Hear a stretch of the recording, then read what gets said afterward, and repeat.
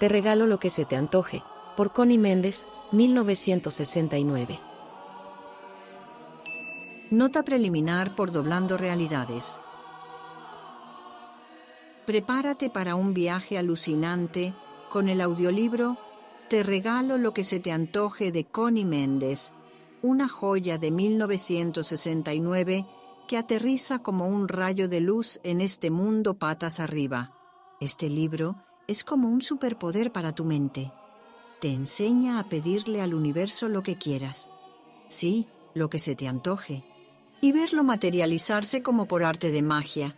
En una época donde el estrés está por las nubes y los sueños parecen lejanos, este audiolibro es tu boleto para tomar las riendas de tu vida.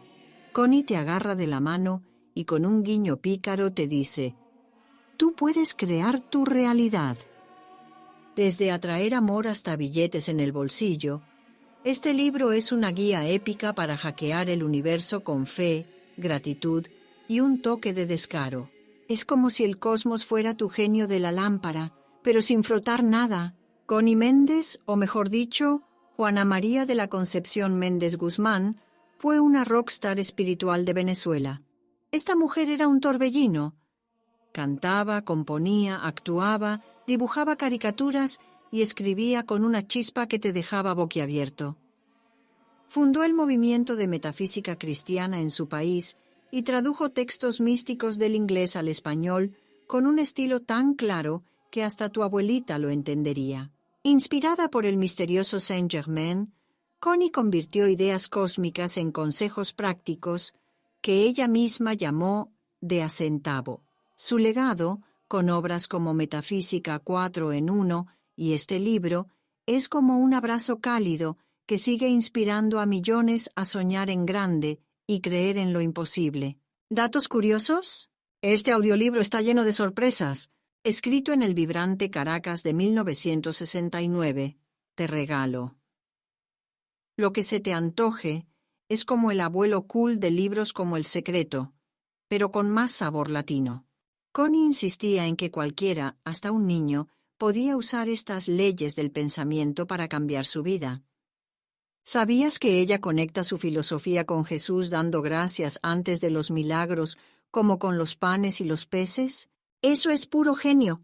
Además, este libro es parte de su famosa serie Metafísica 4 en 1, así que es como el corazón palpitante de sus enseñanzas, servido en una bandeja de sabiduría. El equipo de Doblando Realidades se lució con esta versión en audiolibro. Han tomado las palabras de Connie y las han envuelto en una experiencia sonora que es puro fuego, narración vibrante, efectos que te meten de lleno y una energía que hace que sientas a Connie susurrándote al oído. Cada detalle está cuidado con tanto cariño que parece que Connie misma está en el estudio, riendo y guiándote. Este no es solo un audiolibro, es una aventura que te hace querer gritarle al universo: dame lo mejor que tengas. Así que, si estás listo para dejar atrás el drama y abrazar tu poder interior, te regalo. Lo que se te antoje es tu nuevo mejor amigo.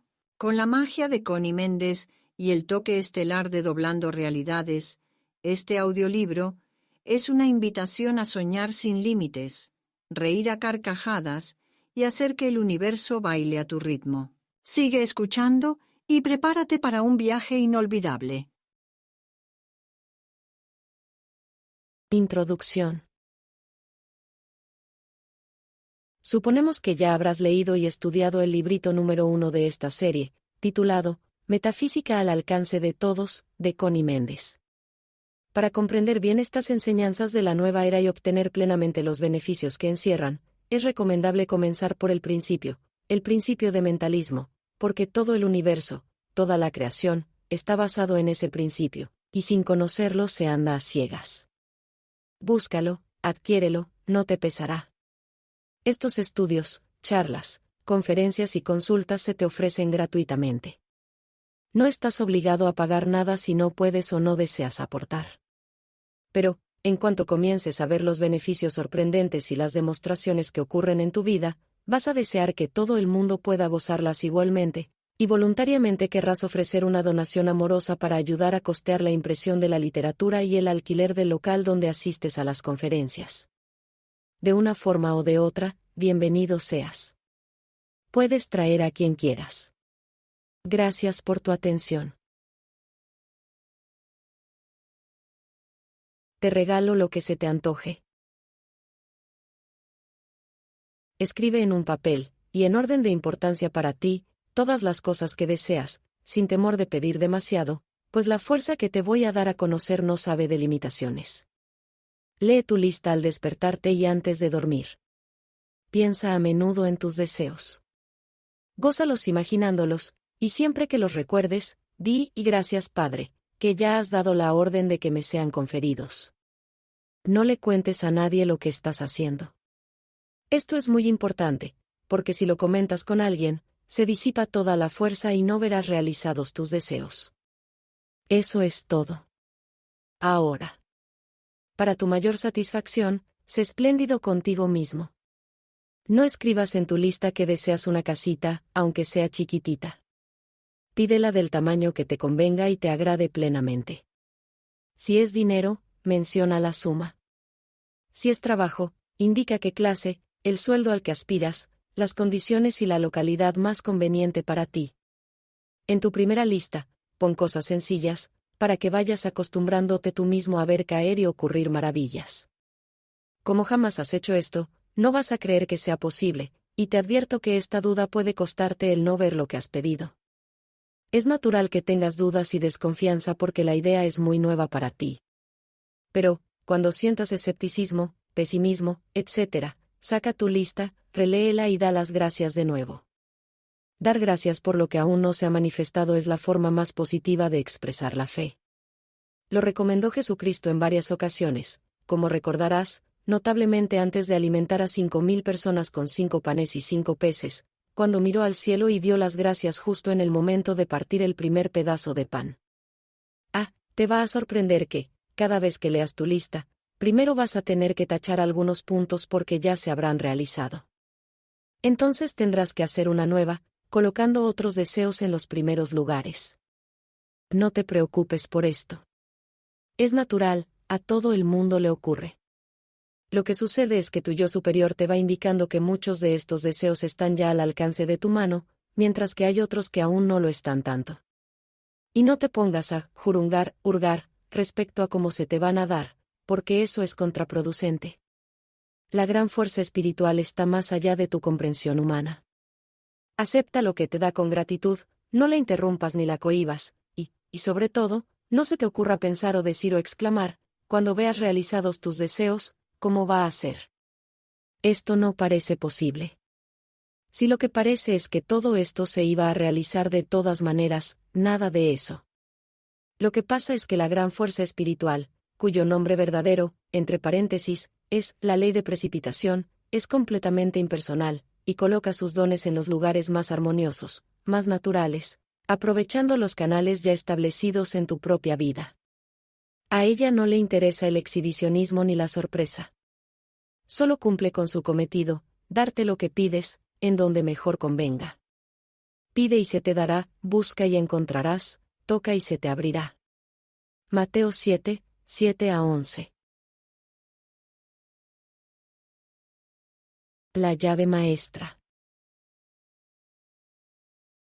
El motivo por el cual hay varias lecciones del Dr. Emmett Fox en este folleto es porque ha sido compilado para ayudar, para sacar de apuros lo más rápidamente posible, y el Dr. Fox, mi maestro, ha sido, y sigue siendo, aunque ya su materia no está con nosotros, un especialista en el arte de sacar de apuros. El artículo anterior te lo hice para que logres todo lo que deseas en un mínimo de tiempo. Esto se hace para aliviar toda condición que esté siendo insoportable. Dice el Dr. Fox, he reducido este ensayo lo más posible. Hubiera querido reducirlo a pocas líneas.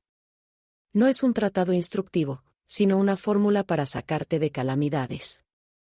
El estudio está bien en su propio lugar y momento, pero no te enderezará tus dificultades. Solo el trabajo de elevar y transformar tu conciencia de las cosas es lo que te arregla un problema en lo exterior. Lee a menudo la llave maestra. Haz lo que te indica, y si tienes persistencia te verás dominando toda dificultad. La oración científica te sacará de cualquier dificultad existente. Es la llave maestra a la armonía y la felicidad. A todos los que no conozcan el poder más grande del universo, les recomiendo que prueben lo que aquí expongo, para que obtengan los resultados que afirmamos. Dios es omnipotente, y el hombre es su imagen y semejanza, con dominio sobre todas las cosas. Esto dice la doctrina espiritual, y es para ser tomado en serio. No es prerrogativa del santo ni del místico, es para todos los humanos. Quien quiera que tú seas, donde quiera que estés, la llave maestra a la armonía está en tus manos ahora. Esto significa que en la oración científica es Dios quien actúa, y no tú. Tu único trabajo es el de quitarte de en medio para que Dios pueda trabajar a través de ti, que eres solo un canal. Por eso es que tus defectos y limitaciones no interfieren en los resultados. No importa a qué religión pertenezcas, Dios es Dios, el único. Tú eres su hijo, y eso le basta a Él. Ahora, para la forma de trabajar, cuando te encuentres en una dificultad, trata de no seguir pensando en el problema y piensa en Dios. Reemplaza el problema por el pensamiento en Dios. No importa si es algo muy grande o muy pequeño. No importa lo que sea, lo que sí importa es que dejes de pensar en ello. Piensa en Dios. No importa qué cosas pienses de Dios. Lo que tú sepas de Él, que es omnipotente, omnipresente, que es amor, sabiduría, verdad, inteligencia, que es todopoderoso, infinito, no importa que lo sepas muy bien, vuélvelo a pensar. Y piénsalo cada vez que te vuelva a acosar el pensamiento del problema. No te pongas tenso. No trates de adivinar lo que va a suceder ni cómo lo va a arreglar Dios. Déjaselo a Él. Ponlo en sus manos, como decimos en metafísica, y olvídalo. Has confiado tu problema al especialista más grande, más sabio, más hábil, y Él lo resolverá en perfecta armonía para todo el mundo, a entera satisfacción tuya. Pero no te metas en su camino. No interfieras con tu personalidad humana. No metas la pata, dicho en palabras de a centavo. La forma correcta de orar.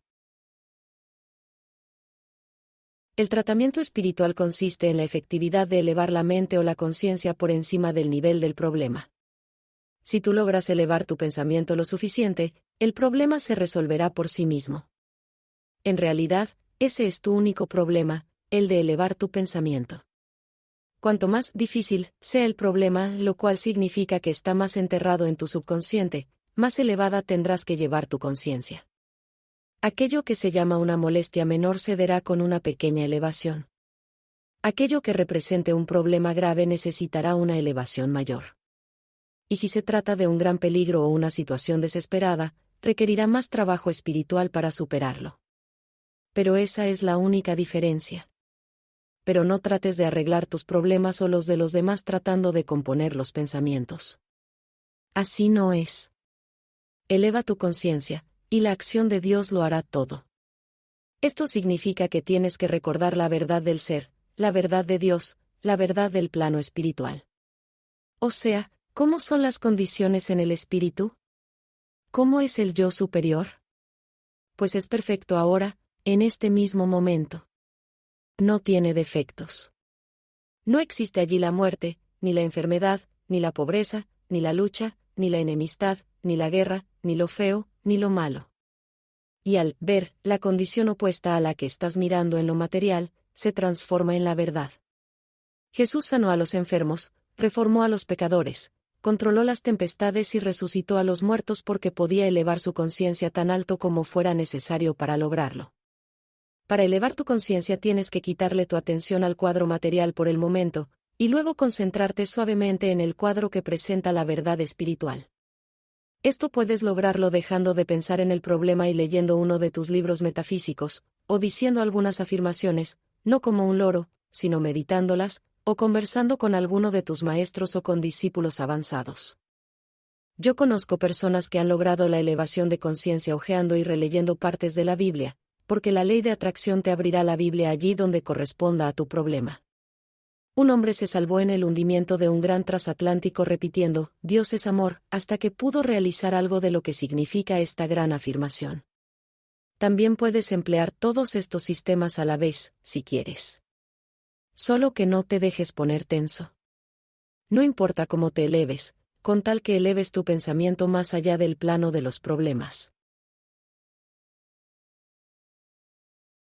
Dios en los negocios. Los negocios, sean compraventa, contratos o lo que sea, son mediaciones entre personas. Tienen que ser satisfactorios para ambas partes. Son ajustes entre individuos. Sea que estás buscando un empleo o una persona con ciertas condiciones apropiadas, equivale, dice el Dr. Fox, a buscar y encontrar a Dios en ambos lados del problema, o sea, en la persona que busca y en la persona que ofrece. El mismo Dios está manejando el asunto. Dios no se puede dividir para antagonizarse, de manera que tiene que haber un punto de armonía en donde se encuentren las dos personas. El mismo Dios está buscando satisfacerse en cada uno de sus dos hijos. No trates de imponer tu voluntad. Afirma que es la voluntad de Dios la que se está cumpliendo en ambas partes. Expon tu parte con toda honradez y sencillez. Olvida la costumbre de esperar que el otro te esté tratando de hacer una jugarreta para arrimar la brasa a su candela. Acuérdate de que Dios está dentro de él también, y lo verás proceder con entera justicia. Tampoco trates tú de interesarlo con exageraciones. No trates de convencerlo a pesar de él. Acuérdate de que, si no logras esta venta, este empleo o este empleado, solo significa que hay uno mejor para ti. No te afanes, no te apures. Dios jamás está apurado. Él trabaja sin esfuerzo. En el plano espiritual todo viene, suavecito, suavecito.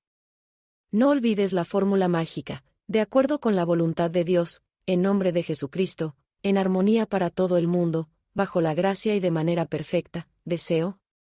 Gracias Padre, que ya me has oído. El verso poderoso. La fórmula para orar correctamente: yo soy Espíritu Divino. En Dios yo vivo, me muevo y tengo mi ser. Ya formo parte de la expresión de Dios y expreso perfecta armonía. Yo individualizo la omnisciencia. Yo tengo conocimiento directo de la verdad. Tengo perfecta intuición. Tengo percepción espiritual. Yo sé. Dios es mi sabiduría, de manera que no puedo errar. Dios es mi inteligencia, no puedo sino pensar correctamente. No hay pérdida de tiempo, ya que Dios es el único hacedor. Dios actúa a través de mí, de manera que siempre estoy actuando correctamente, y no hay peligro de que yo ore incorrectamente. Pienso lo indicado, de la manera indicada, en el momento apropiado. Mi trabajo siempre está bien hecho porque es el trabajo de Dios. El Espíritu Santo siempre me está inspirando. Mis pensamientos son frescos, nuevos, claros y poderosos, como cuadran a la omnipotencia. Mis oraciones son manufacturas del Espíritu Santo, poderosas como el águila y mansas como la paloma. Salen en el nombre de Dios mismo y no pueden regresarme vacías. Cumplirán aquello que a mí me plazca, y prosperarán en aquello a que sean dirigidas. Doy gracias a Dios por esto. Este último pensamiento es de Isaías 55, 11. ¿Qué es el amor? Dios es amor, y aquel que mora en el amor, mora en Dios, y Dios en él. Menos un Juan 4:16. El amor es lo más importante de todo. Es la puerta de oro al paraíso. Pide comprensión del amor y medítalo a diario. Destierra el temor, es el cumplimiento de toda la ley, cubre una multitud de pecados y es absolutamente invencible. No hay dificultad que no se pueda vencer con suficiente amor. No hay enfermedad que no se cure con suficiente amor. No hay puerta que no abra el suficiente amor, ni abismo que no pueda zanjar. No hay muro que el suficiente amor no derrumbe, ni pecado que no redima.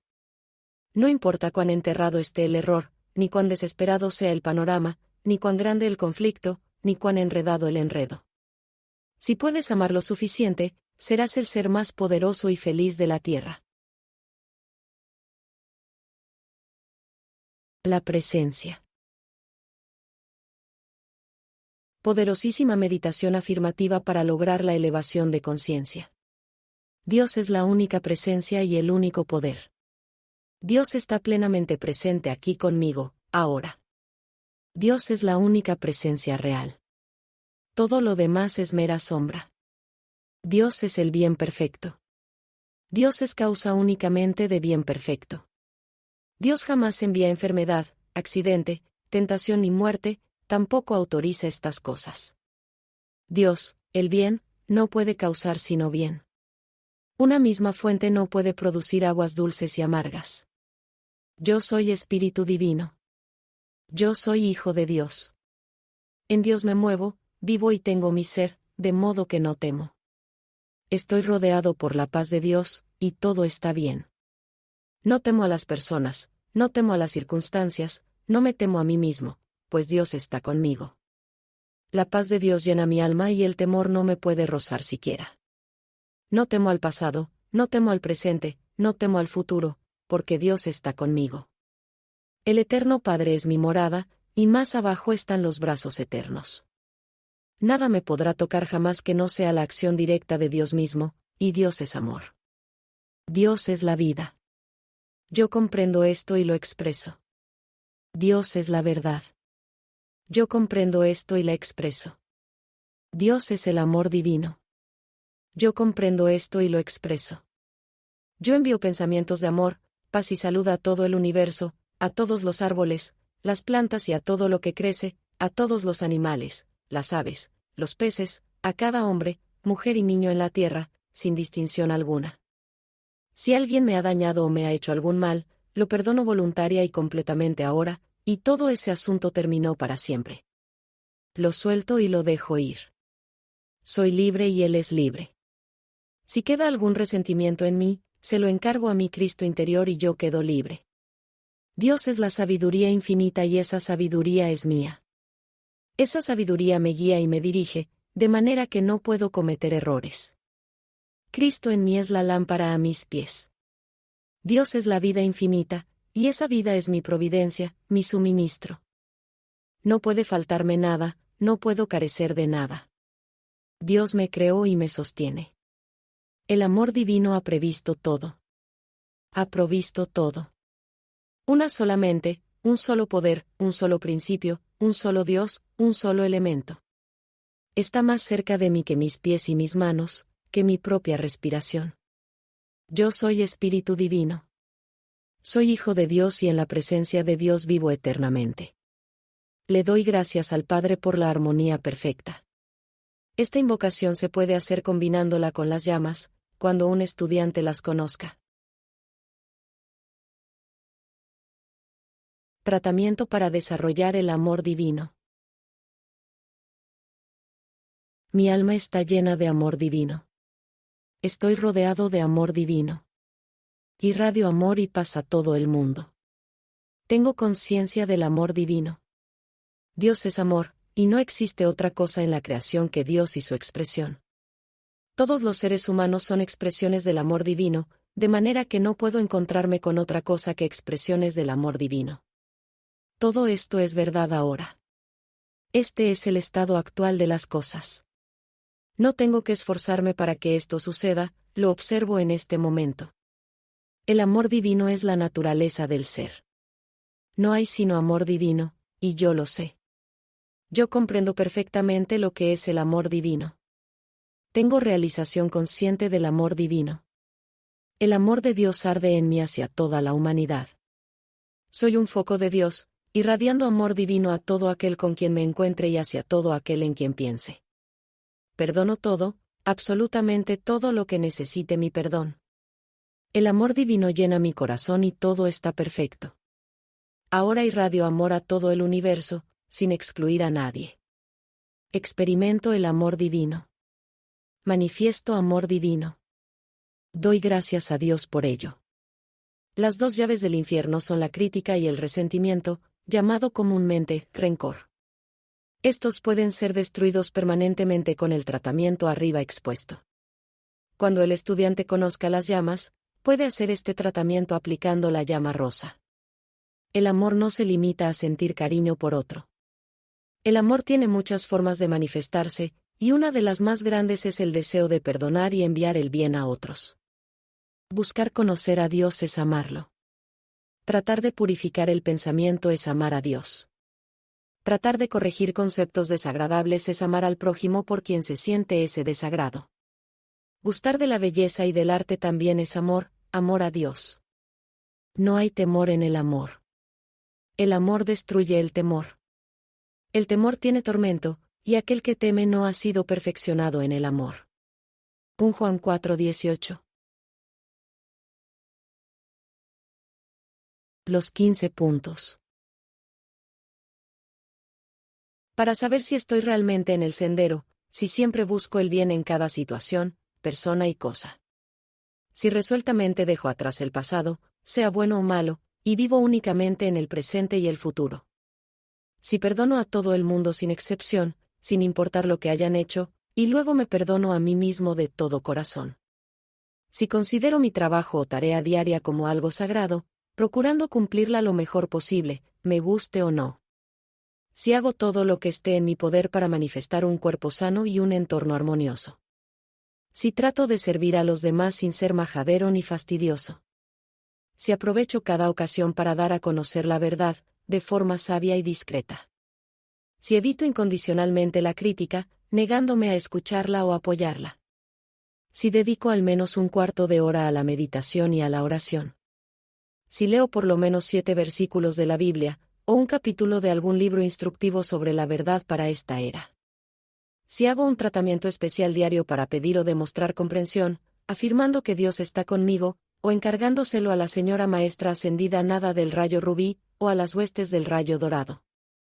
Si me entreno para que mi primer pensamiento al despertar sea para Dios. Si pronuncio el verbo por el mundo entero todos los días, ya sea durante nuestros ejercicios o especialmente, por ejemplo, al mediodía. Si practico la regla de oro de Jesús, en vez de solo admirarla. Él dijo, haz a otros lo que desees que te hagan a ti. Lo importante es practicarla, aunque los demás no lo hagan. Pero también, no permitas que otros te hagan lo que tú no serías capaz de hacerles. Si tengo plena conciencia de que lo que veo no es más que un espejismo, el cual puede transformarse mediante la oración científica. Para demostrar armonía y perfección en tu vida, pregúntate una vez por semana si estás cumpliendo con todos estos puntos. Donde se menciona el perdón, puede insertarse la oración de la llama violeta, yo soy la ley del perdón y la llama transmutadora de todos los errores cometidos por mí y por toda la humanidad. Esto es para los estudiantes que ya conocen las llamas. Mi mundo contiene todo. ¿Cuántas veces te ha pasado que te falta algo para continuar lo que estás haciendo? Si te estás vistiendo, te falta un alfiler o una aguja con hilo, si es un trabajo, te falta una pluma o alguna herramienta. Estás viendo una simple apariencia material. La verdad está siempre en el espíritu. Al pensar en cómo es la situación en el plano espiritual, tu mente siempre responderá, es perfecta. Entonces, medita, ¿cuál sería la perfección en este caso? Si te estás vistiendo y te falta un alfiler o hilo, la perfección sería tenerlo justo en ese momento. O no necesitarlo en absoluto, ¿verdad? Ya sabes que tu cuerpo está hecho de las sustancias del plano que habita, contiene todos los elementos que existen en los objetos del planeta. Además, has acumulado, a lo largo de todas tus vidas, todo lo que puedes necesitar. Cada experiencia, con todos sus accesorios, ya está en tu cuerpo etérico, como memoria, y en tu cuerpo causal, como haber constructivo. Por eso puedes declarar con autoridad, mi mundo contiene todo, y no es verdad que pueda carecer de lo que necesito en ningún momento. Espiritualmente, lo que necesito está conmigo y reclamo la apariencia material porque me hace falta para mi materia en este momento. Verás un milagrito si comprendiste el principio. O encuentras lo que necesitas casi sin buscar, o se te ocurre de inmediato una solución, o alguien aparece y te lo da. Y si alguien pregunta, ¿qué pasaría si estuviera en un desierto y me faltara agua? Por ejemplo, la respuesta es esta: una vez que conoces y aplicas esta ley un par de veces, nunca más se te presentará un caso donde te falte absolutamente algo esencial. Ese escenario del desierto escármico fue necesario en algún momento, pero si ya estás aprendiendo leyes espirituales avanzadas como esta, entonces ya superaste esa experiencia. No se repetirá. El paso ya fue dado, y no hay que volverlo a dar. El cuco. Hay algo que se llama el cuco, que nos asusta desde niños. Este cuco, que nos espanta de adultos, se llama la preocupación. Preocuparse no es lo mismo que ocuparse, porque cuando uno se ocupa de algo, lo hace de inmediato. Pero cuando uno se preocupa, es porque no puede actuar en ese momento o no sabe qué hacer. Entonces, preocuparse no sirve para nada. Por eso hay que dejar esa costumbre. Quien se preocupa no puede orar con eficacia. La oración científica exige fe, alegría, seguridad, firmeza. La preocupación se opone a todo eso. Orar preocupado es tan inútil como no orar. Cuando uno se enfrenta a un problema muy difícil que no se puede resolver de inmediato, no queda más remedio que confiarlo a Dios. Uno dice, Padre, no sé qué hacer.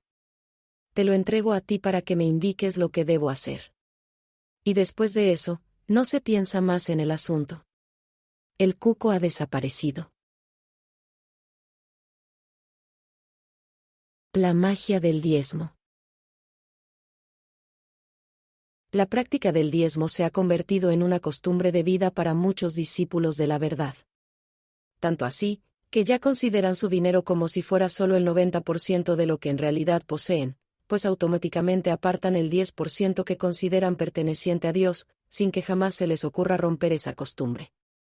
Esto lo hacen inteligentemente, es decir, como un principio, porque han comprendido que es lo correcto. El resultado de este proceder es que estas personas están invariablemente libres de dificultades económicas. Aunque puedan tener otros problemas, jamás sufren privaciones ni fallas en su prosperidad material. Cumplen con la ley, y por lo tanto, manifiestan inevitablemente sus frutos. Este hecho se está haciendo ampliamente conocido hoy en día, pero lo que no se comprende del todo es el principio espiritual que lo rige. Se me hacen todo tipo de preguntas respecto a cómo diezmar, en qué circunstancias no es necesario, qué sumas deben diezmarse, cómo dividir el diezmo, y si esta práctica es una receta infalible para enriquecerse, etc. La verdad sobre el diezmo es que aquellos que apartan el 10% de su ingreso neto para el servicio de Dios, no con el objetivo principal de obtener más dinero, sino simplemente porque sienten que así debe ser, descubren que su prosperidad crece a pasos agigantados, hasta que todo temor a la pobreza desaparece. En cambio, quienes diezman con la expectativa interna de que se les devolverá más de lo que dieron, se sienten siempre decepcionados y, desde su punto de vista, están malgastando su dinero. Dice Malaquías, capítulo 3, versículo 10, «Traed todos los diezmos al alfolí, y haya alimento en mi casa, dice el Señor de los ejércitos, y probadme en esto, si no os abro las ventanas del cielo y derramo sobre vosotros bendición hasta que sobreabunde». El diezmo ha sido recomendado muchas veces en la Biblia, y a lo largo de todas las épocas. Donde ha habido creyentes en Dios que han hecho de esta práctica la piedra angular de sus vidas, sus hogares han quedado asegurados contra toda necesidad material, lo cual es esencial para el desarrollo del alma. Es bien sabido que muchos de los empresarios más prósperos de la actualidad atribuyen su éxito al hábito de diezmar, formado desde su juventud. Miles de estudiantes de la verdad han escapado de lo que parecía una pobreza sin salida y han entrado en la seguridad y el confort mediante la práctica del diezmo. Una vez que se reconoce y acepta el principio o ley del diezmo, surge la pregunta, ¿qué se debe hacer con ese diezmo? En la ciencia divina, el diezmo no se refiere a la caridad general ni a donaciones materiales. Se dedica a la difusión del conocimiento de la verdad, generalmente a través del sostenimiento de instituciones o actividades que se ocupan de esto. Quien comprende esta idea espiritual sabe que lo único que salvaría al mundo es el conocimiento de la verdad, que nos libera de toda dificultad. Hasta que el ser humano no conozca la verdad metafísica, nada podrá beneficiarlo realmente. Y hasta que ese conocimiento no se vuelva generalizado, no importa cuánta educación, descubrimientos científicos, reformas sociales o proyectos políticos se emprendan, no se logrará un bien efectivo. En cambio, Una vez que este conocimiento se difunda, los problemas políticos y sociales se resolverán por sí solos, y ya no serán necesarias ni la caridad ni los sistemas de beneficencia. Nosotros, que conocemos la verdad del ser, somos fiduciarios de la humanidad. Aquellos que la desconocen seguirán destinando su dinero a obras benéficas, pero nosotros sabemos que nuestro primer deber es divulgar la verdad. Conoced la verdad, y la verdad os hará libres, dijo Jesús. Determinar la cantidad del diezmo es muy sencillo. No se trata, como suponen algunos estudiantes, de la 10ª parte de lo que puedan ahorrar cada mes. Significa la 10ª parte de todo lo que reciben. Por supuesto, un comerciante deducirá los gastos del negocio antes de calcular su ganancia neta, pero es sobre esa ganancia neta, antes de deducir ningún gasto personal, que se debe diezmar. Las personas que viven de un salario reciben directamente su ganancia neta, pero deben añadirle cualquier otra entrada, dividendos, inversiones, etc. Es inútil recalcar que no hay la más mínima obligación de diezmar hasta que no se alcance el estado de conciencia que haga ver que es preferible hacerlo. Es decir, mejor no intentarlo hasta estar preparado mentalmente. Dar por obligación o por un sentido del deber es dar con temor, y ningún temor ha traído jamás prosperidad. El pago del diezmo es un gran acto de fe. A menudo sucede que un estudiante de ciencia divina desea profundamente poner toda su confianza en Dios y tener una fe verdaderamente científica. El mero hecho de desearlo ya significa que se posee. Sin embargo, a veces no se logra sentir esa convicción, y por eso el estudiante cree que le falta fe, aunque en realidad no sea así. Si diezma por convicción de que es lo correcto, eso será la prueba de su fe, sin importar lo que digan sus sentimientos en el momento. Algunos creen que, por estar en apuros, no pueden diezmar por ahora, pero que lo harán cuando sus circunstancias mejoren. Eso le quita todo el sentido al acto.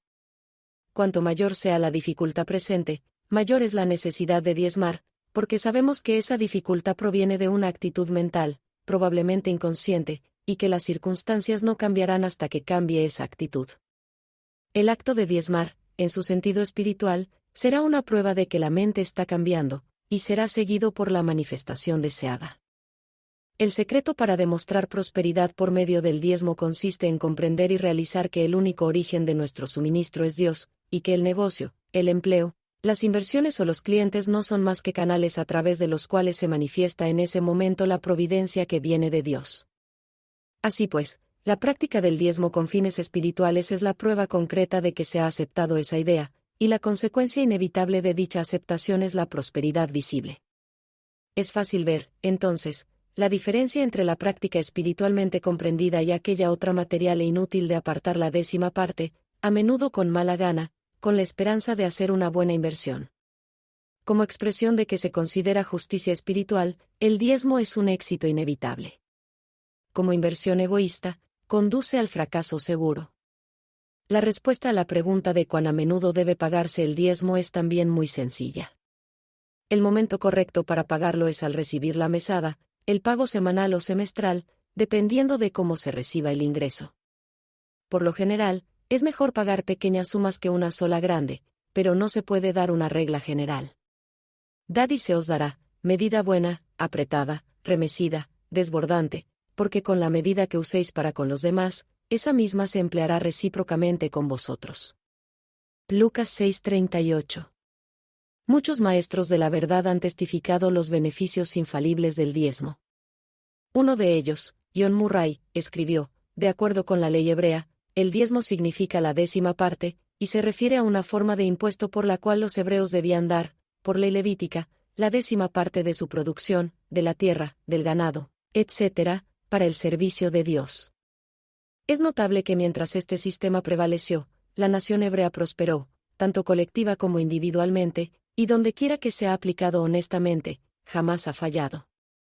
Si el granjero se negara a devolverle a la tierra una parte del maíz y las papas que ha recibido de ella, no tendría cosechas. ¿Por qué, entonces, esperamos recibir abundancia de parte de Dios si damos tan mezquinamente a su santa causa? Aquellos que diezman están siempre seguros de tener a Dios como socio. La conexión entre el diezmo y la prosperidad es, después de todo, simplemente una expresión de aquella ley que afirma que aquello que hacemos al universo, el universo nos lo devuelve. Lo que damos, generosamente o con parquedad, lo recibiremos de nuevo. Lo igual atrae lo igual. Lo que el hombre siembra, eso recoge, y ningún hombre escapa a la ley. El Levítico dice, y todo el diezmo de la tierra, ya sea de semilla o del fruto de los árboles, pertenece al Señor. Es santificado al Señor. Levítico 27:30. Honra al Señor con tu substancia, y con los primeros frutos de tu abundancia, y tus graneros rebosarán y tus prensas reventarán con vino nuevo. Proverbios 3:9-10. Después de que Jacob recibió la visión de una escalera mística que unía la tierra con el cielo, la escalera de la oración científica y la acción correcta, decidió de inmediato adoptar la práctica del diezmo, comprendiendo que Dios estará conmigo, y me protegerá en mis caminos, me dará el pan y la ropa. El escalón en que tú te encuentras si te gusta todo lo que has leído hasta ahora en esta enseñanza para la nueva era, si varias veces, durante la lectura, te has sorprendido diciendo, pero si ya sabía esto instintivamente. Yo diría que soy un metafísico nato, porque practico muchas de estas cosas, entonces ya atravesaste por todas las otras sectas, religiones y credos que existen en el planeta, a lo largo de tus vidas pasadas. Todas sus prácticas y teorías las tienes acumuladas. Lo constructivo está en tu cuerpo casual, que es el aura de tu yo superior. Lo destructivo está en tus vehículos inferiores, cuerpo físico, cuerpo emocional, cuerpo etérico y cuerpo mental, pero sobre todo en tu cuerpo etérico, donde está registrada toda la memoria de lo que te ha ocurrido en todas tus vidas, nada se pierde. Anótalo muy bien, nada se pierde. Entonces, si te atraen las enseñanzas metafísicas, si las comprendes y te absorben, significa que estás preparado para subir un escalón. Si no las aceptas, si no las entiendes, si no te atraen o incluso te repelen, significa que aún no puedes digerirlas. Debes quedarte en otra secta, una más básica, donde no se practique el principio del mentalismo. En algunas lo encontrarás explicado superficialmente, pero sin darle mayor importancia. Todas esas sectas y doctrinas ofrecen cosas que tú instintivamente anhelas. Ellas te las darán, junto con un cúmulo de conocimientos que llenarán tu boca, tu mente y tus necesidades de satisfacción. También te impondrán numerosos ritos, rituales, prácticas físicas, prohibiciones, dietas, ataduras, todo lo cual se resume en una palabra, limitaciones. Pero si tú las necesitas, ese es tu escalón actual. No queremos denigrar ni desprestigiar ninguna doctrina. No porque un hermanito sea un niño se le considera inferior. Solo queremos darte seguridad respecto al escalón en que te encuentras ahora. ¿Cómo y por qué sabemos que la metafísica es la última enseñanza enviada al planeta por los maestros de sabiduría? Por muchas señales. Empecemos por el principio. Ninguna otra doctrina te enseña a resolver tus problemas, la llave maestra, ni a manifestar todo lo que deseas, te regalo, ni a convertir lo imposible en posible, el cuco, ni a conducir tus negocios con dulzura y armonía hacia el triunfo, Dios en los negocios, ni a manifestar el bienestar material en corto tiempo, la magia del diezmo, ni a brindarte un desarrollo espiritual inmediato, como desarrollar el amor divino y la presencia. Cuando venimos a esta reencarnación, nos borran todos los conocimientos adquiridos en vidas anteriores porque Jesús dijo, bienaventurados los pobres en espíritu, porque de ellos es el reino de los cielos. Los conocimientos llenan de orgullo intelectual. Quienes ya están preparados para entrar en los estudios espirituales de la nueva era, suelen mostrarse perezosos en los colegios durante la infancia, y desganados para emprender estudios intelectuales cuando son adultos. Un paso dado no debe repetirse jamás.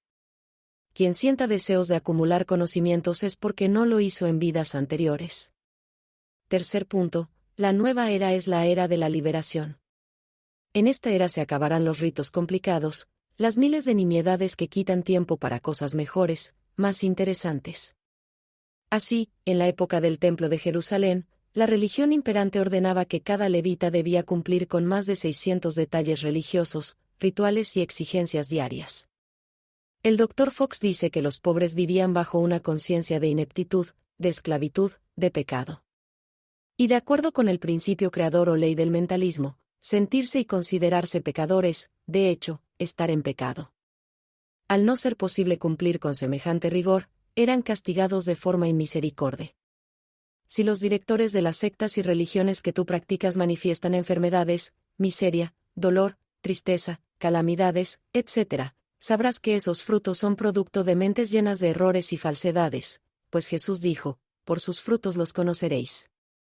No sigas escuchándolos. No tienen nada que enseñarte. Tú estás más adelantado que ellos.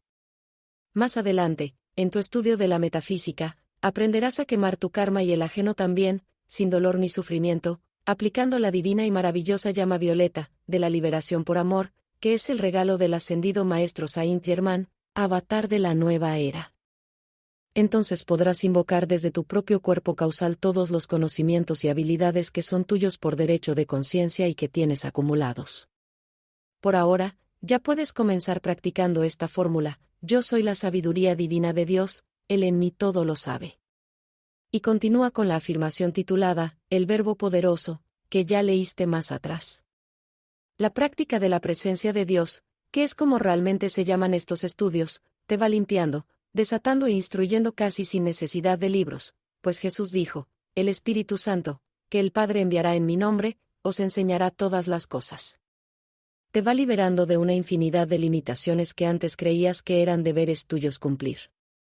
Y una de las liberaciones más grandes que te llegará será saber curar a distancia, resolver problemas ajenos también a distancia. Ya no tendrás tú esos problemas, lo cual te libera de trabajar en lo material como deben hacerlo los demás que no disponen del recurso divino del que tú sí dispones.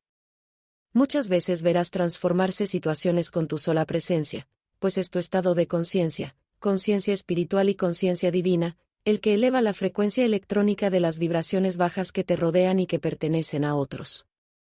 Entiende, es la conciencia que tú tienes de que en ti, y en tu prójimo, está la presencia de Dios. ¿Qué es el Cristo? Les he enseñado siempre que el Cristo es nuestra verdad. La verdad de cada uno, y que es perfecta y todopoderosa. Es lo más noble de cada quien. Vamos a desmenuzarlo para comprenderlo mejor. Ya ustedes saben que todo tiene vida. Aquello que tiene vida oye, siente y responde. Algo muerto o dormido, ni oye, ni siente, ni responde. ¿Correcto? Recuerden eso. Vida es la capacidad de oír, sentir y responder, contestar o reaccionar. Vamos a dibujar varios planos. Pondremos aquí, primer vida. Toda cosa viviente o que se ha despertado a la vida, ante todo, tiene vida. Ahora viene, ¿qué clase de vida? ¿Elemental o terrena? Si es elemental, ¿será del aire, del agua o del fuego? Si es terrena, ¿será mineral, vegetal, animal o humana? Una vez que se haya definido esto, viene la individualidad. Todo es uno e indiviso, pero cada cosa muestra una faceta o unos talentos especiales, virtudes o atributos que no son comunes a todos. En los humanos, por ejemplo, ¿qué aspecto presenta? ¿Tiene la piel negra, blanca? ¿Los ojos azules, negros? ¿Qué peculiaridad manifiesta? Y si hay tan infinita variedad de clases, aspectos, virtudes, peculiaridades, talentos, tipos, razas, reinos, etc., ¿por qué se dice que todo es uno, un mismo ser? Primeramente, sabemos que todo, absolutamente todo, sale de una misma fuente. Eso que llamamos Dios. Por consiguiente, todo es, no solamente un hijo de Dios, sino el Hijo de Dios, porque no hay repetición exacta. Cada cosa es individual. Eso mismo, una sola cosa, un solo ejemplar. Bueno, pero en esa variedad infinita hay algo que delata la filiación, la hermandad, la igualdad. Tiene que haber algo que sea exacto en todos. Una especie de marca de fábrica, porque precisamente sale de Dios. Así como en una familia en que todos los miembros sean de diferentes tipos, que ninguno se parezca a otro, pero hay algo en todos que señala el parentesco o la filiación. Algo en la forma de la nariz, en las orejas, o en el hablar. Algo que lo clava a uno con el apellido. ¿Qué nos une a nosotros todos como familiares de Dios? ¿Qué nos identifica? 3 cosas: conciencia, inteligencia y amor. Todo ser viviente tiene conciencia, inteligencia y amor. Nadie es tan malo que no ame aunque sea a su madre o a su perro. Nadie que esté vivo deja de manifestarlo en alguna forma. O bien le late el corazón, o está respirando. Algo está consciente en él. Algo responde, algo siente, algo oye. Está vivo, ya tiene conciencia. Y esto está simbolizado por 3 colores primarios: azul, amarillo y rojo. Todo, absolutamente todo, tiene esos 3 colores. Todo tiene conciencia, o vida, o lo que es lo mismo, voluntad, eso es azul. Todo tiene inteligencia, amarillo, todo tiene atracción, repulsión, adhesión y cohesión, o sea, amor, rojo. Todo, en todos los reinos de la creación. Los oídos humanos son torpes. El ser más fino de oído no oye responder a las matas, ni a las células de su cuerpo, por ejemplo. Nadie se da cuenta, por consiguiente, de que los planos invisibles, astrales, etéricos, son una baraúnda de sonidos, de voces, una gritería de todo lo que contiene vida. Hemos dicho que todo lo que tiene vida oye, siente y responde. El cuerpo humano, siendo macizo, sólido, no soporta ese vocerío. Yo pido para ustedes que cuando se les despierten esos sentidos espirituales, no se encuentren solos. Que estén acompañados, y la mejor compañía es la del Cristo, o sea, el yo superior que todo lo puede, todo lo sabe, todo lo domina, que es infinito consuelo, infinito amor y ternura. Ahora bien, ¿qué es, pues, el Cristo? Es la expresión de esas 3 condiciones: conciencia, inteligencia y amor en sus más altos grados. Amor en su grado más puro. Es voluntad azul purísima, la de Dios mismo. Es inteligencia oro purísima, altísima, como Dios mismo. Es la esencia de la divinidad. Es todo lo que somos, pero en la escala más alta, más pura, noble, buena y perfecta. Es la esencia de la verdad. Es el patrón y diseño de la voluntad de Dios para nosotros, cada uno.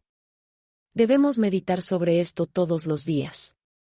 Al pensar en él, nos conectamos, como quien dice, al plano crístico.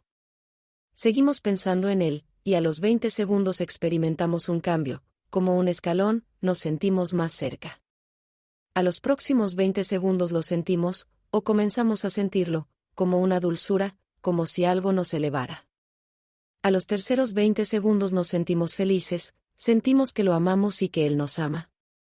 Si hacemos esto cada día, nos pareceremos más al diseño divino cada día. Nos volvemos más buenos, más puros, bellos, inteligentes, vivos y alertas. Pero recuerden también que él tiene voz y oído. Que no es el mismo oído ni la misma voz de nuestro cuerpo. Es un ser unido y aparte al mismo tiempo. Unido a nosotros y, a la vez, independiente de nosotros. Por eso le podemos hablar y saber que nos contesta. Espero que hayan avanzado un poco en la comprensión del Cristo interior, porque quiero que todos quemen el karma antiquísimo que está cristalizado, y lo quema el Cristo, a quien Emmett Fox llamó el Señor del Karma. Existe el Cristo cósmico, y existe el Cristo individual, es decir, el ser divino, glorioso, dentro de nuestros corazones, hecho de luz universal y creado por Dios Padre Madre. Se desarrolla, como una semilla, a lo largo de 14.000 años de evolución, en nuestra conciencia. Este ser crístico es un ser inteligente, viviente en cada uno de nosotros, y que está más interesado en ti que tú mismo. Durante millones de años te ha estado dando hasta el aliento, y te ha sostenido con la esperanza de lograr una oportunidad para exteriorizar el proyecto divino que tienes tú en el plano de la creación. Acepta esto ahora y deja que este Dios, a través de ti, cumpla su propio patrón de perfección, su maestría y dignidad, su equilibrio y belleza, su armonía y libertad.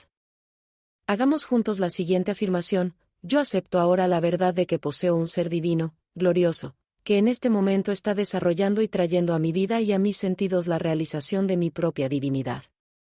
Afirmo que poseo en el centro de mi cabeza un ganglio, chakra, llamado fe, que genera y produce toda la fe que me es necesaria, de manera que no puedo jamás volver a decir que mi fe es insuficiente. Si tengo a Dios en mí, si todo mi ser está hecho de la esencia de Dios mismo, del cuerpo de Dios mismo, mi Padre Madre, tengo en mi ser todas las cualidades y todos los atributos de Dios mismo. Gracias, Padre, porque esto es verdad. No hay sino un solo poder en el universo. Acepta ahora que la presencia de Dios en tu corazón, que está más cerca que tus pies y tus manos, más cerca que el aliento que entra por tu nariz, porque es tu propia vida la que hace latir tu corazón, esa presencia de Dios, que se llama Yo Soy, es una e indivisible con el latido de tu corazón. Ponte la mano sobre el corazón cuando medites e invoca tu exquisita presencia para que guíe tu meditación. Cada 2000 años, el Maestro del mundo manda a la tierra un Cristo, o sea, un ser perfeccionado que desea encarnar y traer a la masa de humanos de esa era la religión que conviene a ese aspecto de la evolución. Esa religión, en el curso de 2000 años, se convierte en el estímulo espiritual de las masas encarnadas en ese momento. A medida que se suceden las eras de evolución, el Maestro del mundo ha enviado nuevos Cristos, uno tras otro. Es lamentable que el mismo Cristo no pueda continuar a través de todos los cambios, ya que todas las religiones se han visto afectadas por resistencias, antagonismos y rebeliones que siempre han sido provocadas por la ola religiosa precedente. Sería maravilloso que ola tras ola añadiera su ímpetu, su fuerza a la próxima, haciendo un gran crescendo en el que toda la humanidad pudiera encontrarse cara a cara con su propia divinidad. Hoy estamos al cierre de los ciclos de tiempo. Frente a la apertura de otro ciclo de 2000 años, cuando la entrada del rayo ceremonial, así se llama al séptimo rayo, comienza a hacerse sentir en las vidas. Este rayo será la religión de las masas. El Cristo no es un cuerpo, es una conciencia. Ya saben lo que les enseñé, las conciencias tienen vida e inteligencia. La conciencia crística, o el Cristo nuestro, existe porque en el comienzo de nuestra creación por el Creador, lo que funcionaba en nosotros era esa conciencia pura y bella. Ella ha quedado en las altas esferas, esperando que nosotros lleguemos a reunirnos con ella. Se llama el Cristo, y todos estos Cristos se dirigieron al tribunal kármico, compuesto por 7 entidades de sabiduría, y le pidieron permiso para hacer presión en cada uno de nosotros, limpiándonos de todas las cristalizaciones para poder evolucionar rápidamente, quitando y barriendo del mundo todo lo negativo y estableciendo el reino de los cielos en la tierra lo más pronto posible. La tierra está en un gran peligro de destruirse por falta de luz, como ustedes ya saben. Está, en lo que llaman los maestros, en un estado recalcitrante. Los humanos no hacen caso, no quieren cambiar, por más que nuestros guías, seres de luz, ángeles y Cristos lo intenten. Y nuestros Cristos están sufriendo, cosa insólita, como ustedes comprenderán. Ese es un estado de caos universal que amenaza. El tribunal kármico primero dio permiso para que 2.000 Cristos hicieran la prueba. Somos 10 billones de seres humanos entre los encarnados y los no encarnados que pertenecemos a la evolución humana, y no más de 3 billones están encarnados a la vez en la Tierra. La prueba dio resultado, y el permiso fue aumentado a 200.000, luego a 1 millón, y luego a 10 millones. ¡Wow! Estás a mitad de camino en este viaje alucinante con Te regalo lo que se te antoje de Connie Méndez, y el universo ya debe estar tomando nota de tus deseos. Si las palabras de Connie y la vibra mágica de Doblando Realidades te están haciendo sonreír, soñar o planear cómo conquistar el cosmos, no te lo guardes. Comparte este audiolibro con tus amigos. Déjale un like, un comentario o un grito en redes sociales. Si te está gustando, compártelo y que más almas se unan a esta aventura de transformar la realidad con fe y un toque de picardía. Sigue escuchando, que lo mejor está por venir. La vida. Uno de los aspectos de Dios, o de aquello que llamamos Dios, es vida. Dios es vida, entre tantas otras cosas, Dios es nuestra vida y la de todo lo que existe. La vida toda es una sola, la tuya, la mía, la de la planta, el insecto, el ave, etc. Nos pertenece individualmente. Es una inmensa vida en la cual estamos nosotros flotando. Somos cada uno una esponja en un océano de vida. Estamos acostumbrados a pensar que cada uno posee aisladamente una cantidad de vida, y que ésta, como el agua en un pocito rodeado de tierra, se va evaporando, secando, y que puede ensuciarse o infectarse. No a ella, a ese manantial inmenso, inagotable e indestructible, no le puede ocurrir absolutamente nada. Ella no puede morir. Es un chorro de energía que fluye a través de nosotros, que nos penetra y, por lo tanto, nos mantiene vivientes. Somos seres vivientes porque estamos en ella. Como la raza entera cree que el ser humano es un pocito de vida separado y aislado, susceptible a la enfermedad, al desgaste por los años y a la muerte, toda la raza manifiesta esa creencia. Pero cuando se borre esa opinión, a fuerza de negarla y afirmar la verdad, dejarán de enfermarse, de envejecer y de morir. Mientras más se piense y se medite la verdad, más pronto se librará el ser humano de esas falsas creencias, porque la verdad es acumulativa.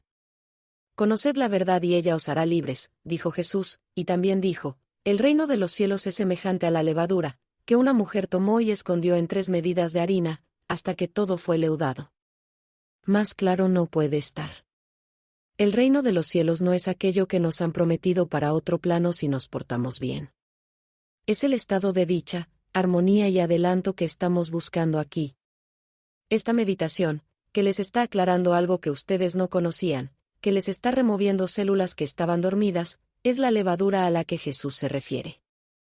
Esta verdad que escuchan hoy continuará trabajando en ustedes, hasta que un día, de pronto, la idea se les ilumine como un sol. Porque habrá leudado toda la masa.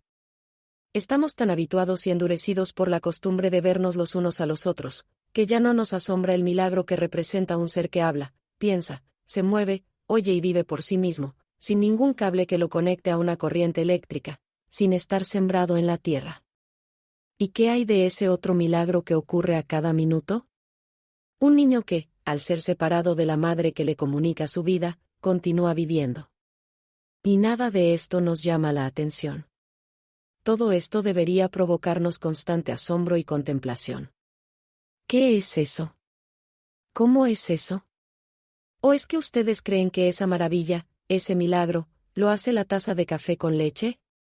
La comida y el acto de comer son resabios que nos quedan del reino animal, son instintos animales.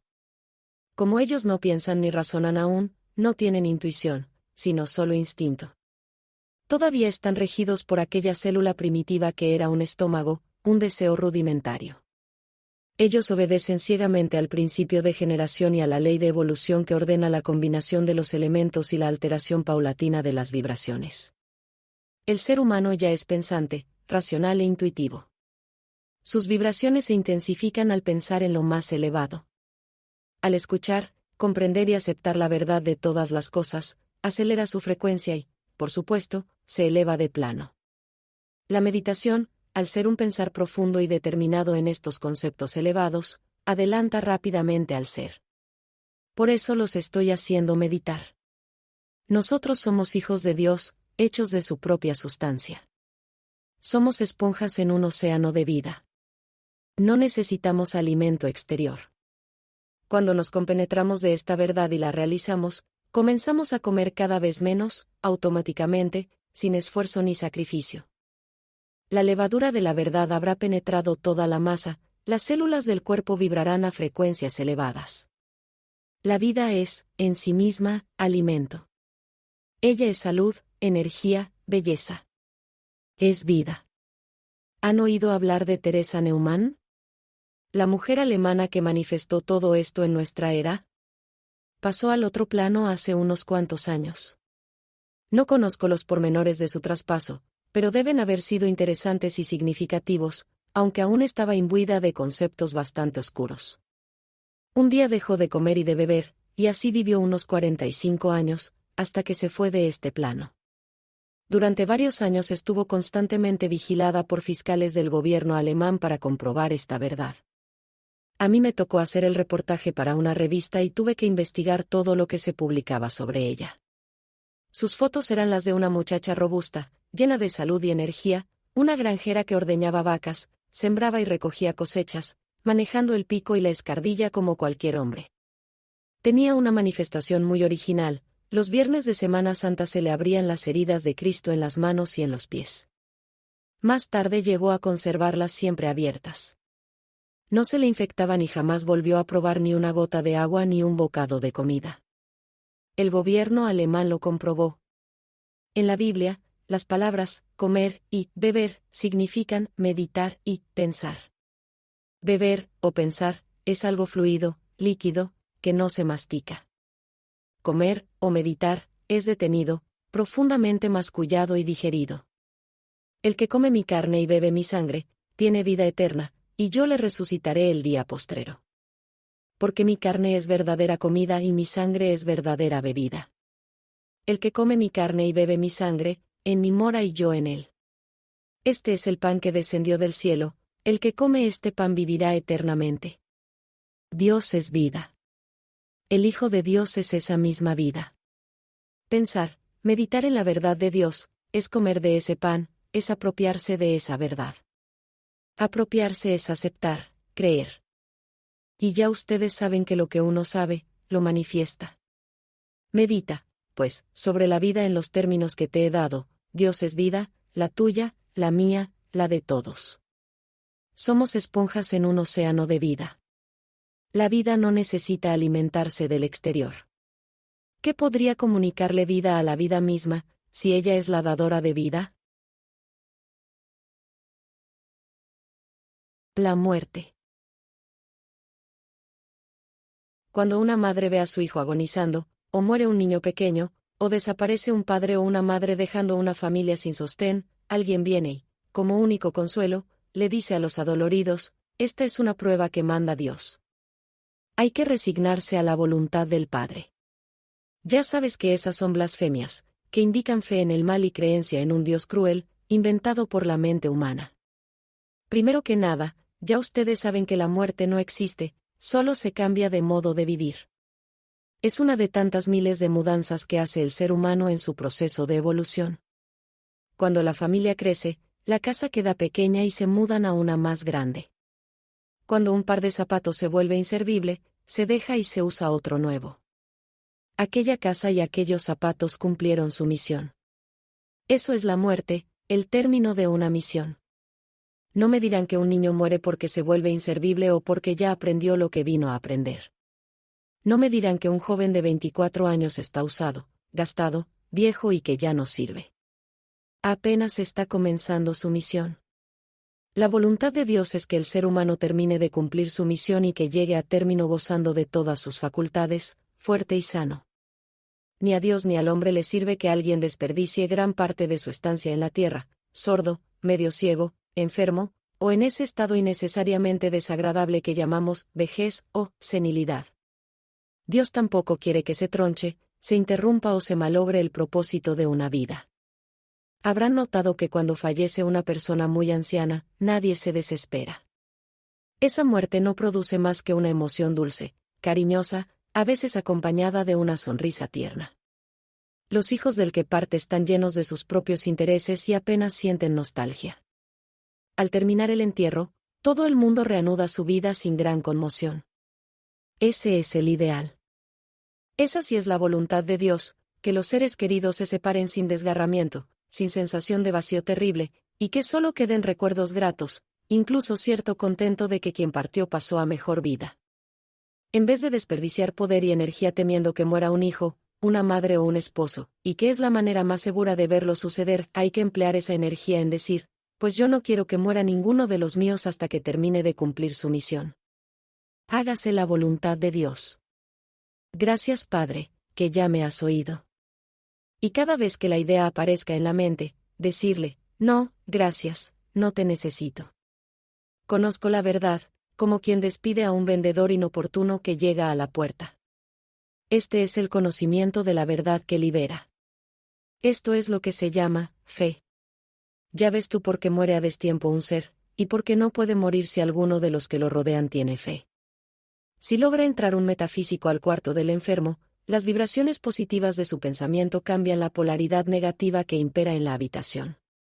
Porque la luz siempre domina la oscuridad, el positivo domina al negativo, el bien domina al mal, la verdad desvirtúa la mentira. Él sabe que esa vida es valiosa y que Dios no quiere que se tronche. Lo primero que hace es recordar las palabras de Jesús: toda autoridad me ha sido dada en el cielo y en la tierra, y con la fe de quien conoce la verdad, lo declara. Y el enfermo se cura. Ustedes preguntarán lo mismo que todos los principiantes: ¿Y si tiene una enfermedad incurable? ¿Y si sufrió un accidente que dañó un órgano vital? ¿Y si no sobrevive a lo que se le haga? Primero que nada, hasta la religión ha repetido hasta el cansancio que, para Dios no hay nada imposible. Esto hay que tomarlo en serio. Quiero decir, literalmente, para el poder espiritual, un órgano destruido o una enfermedad incurable son obstáculos solo para los humanos. Son menos que nada para la vida. Ella es indestructible, y está previsto que se repare a sí misma.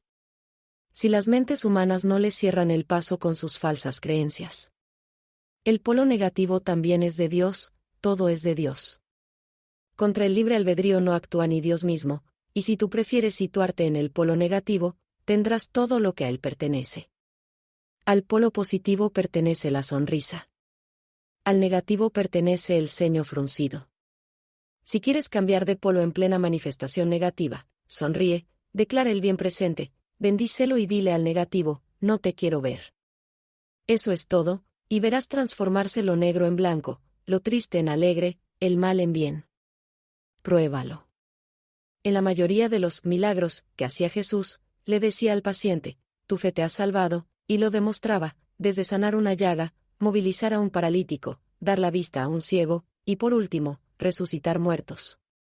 No ya órganos destruidos o males disque incurables, sino muertos, ya en la tumba, malolientes, como Lázaro.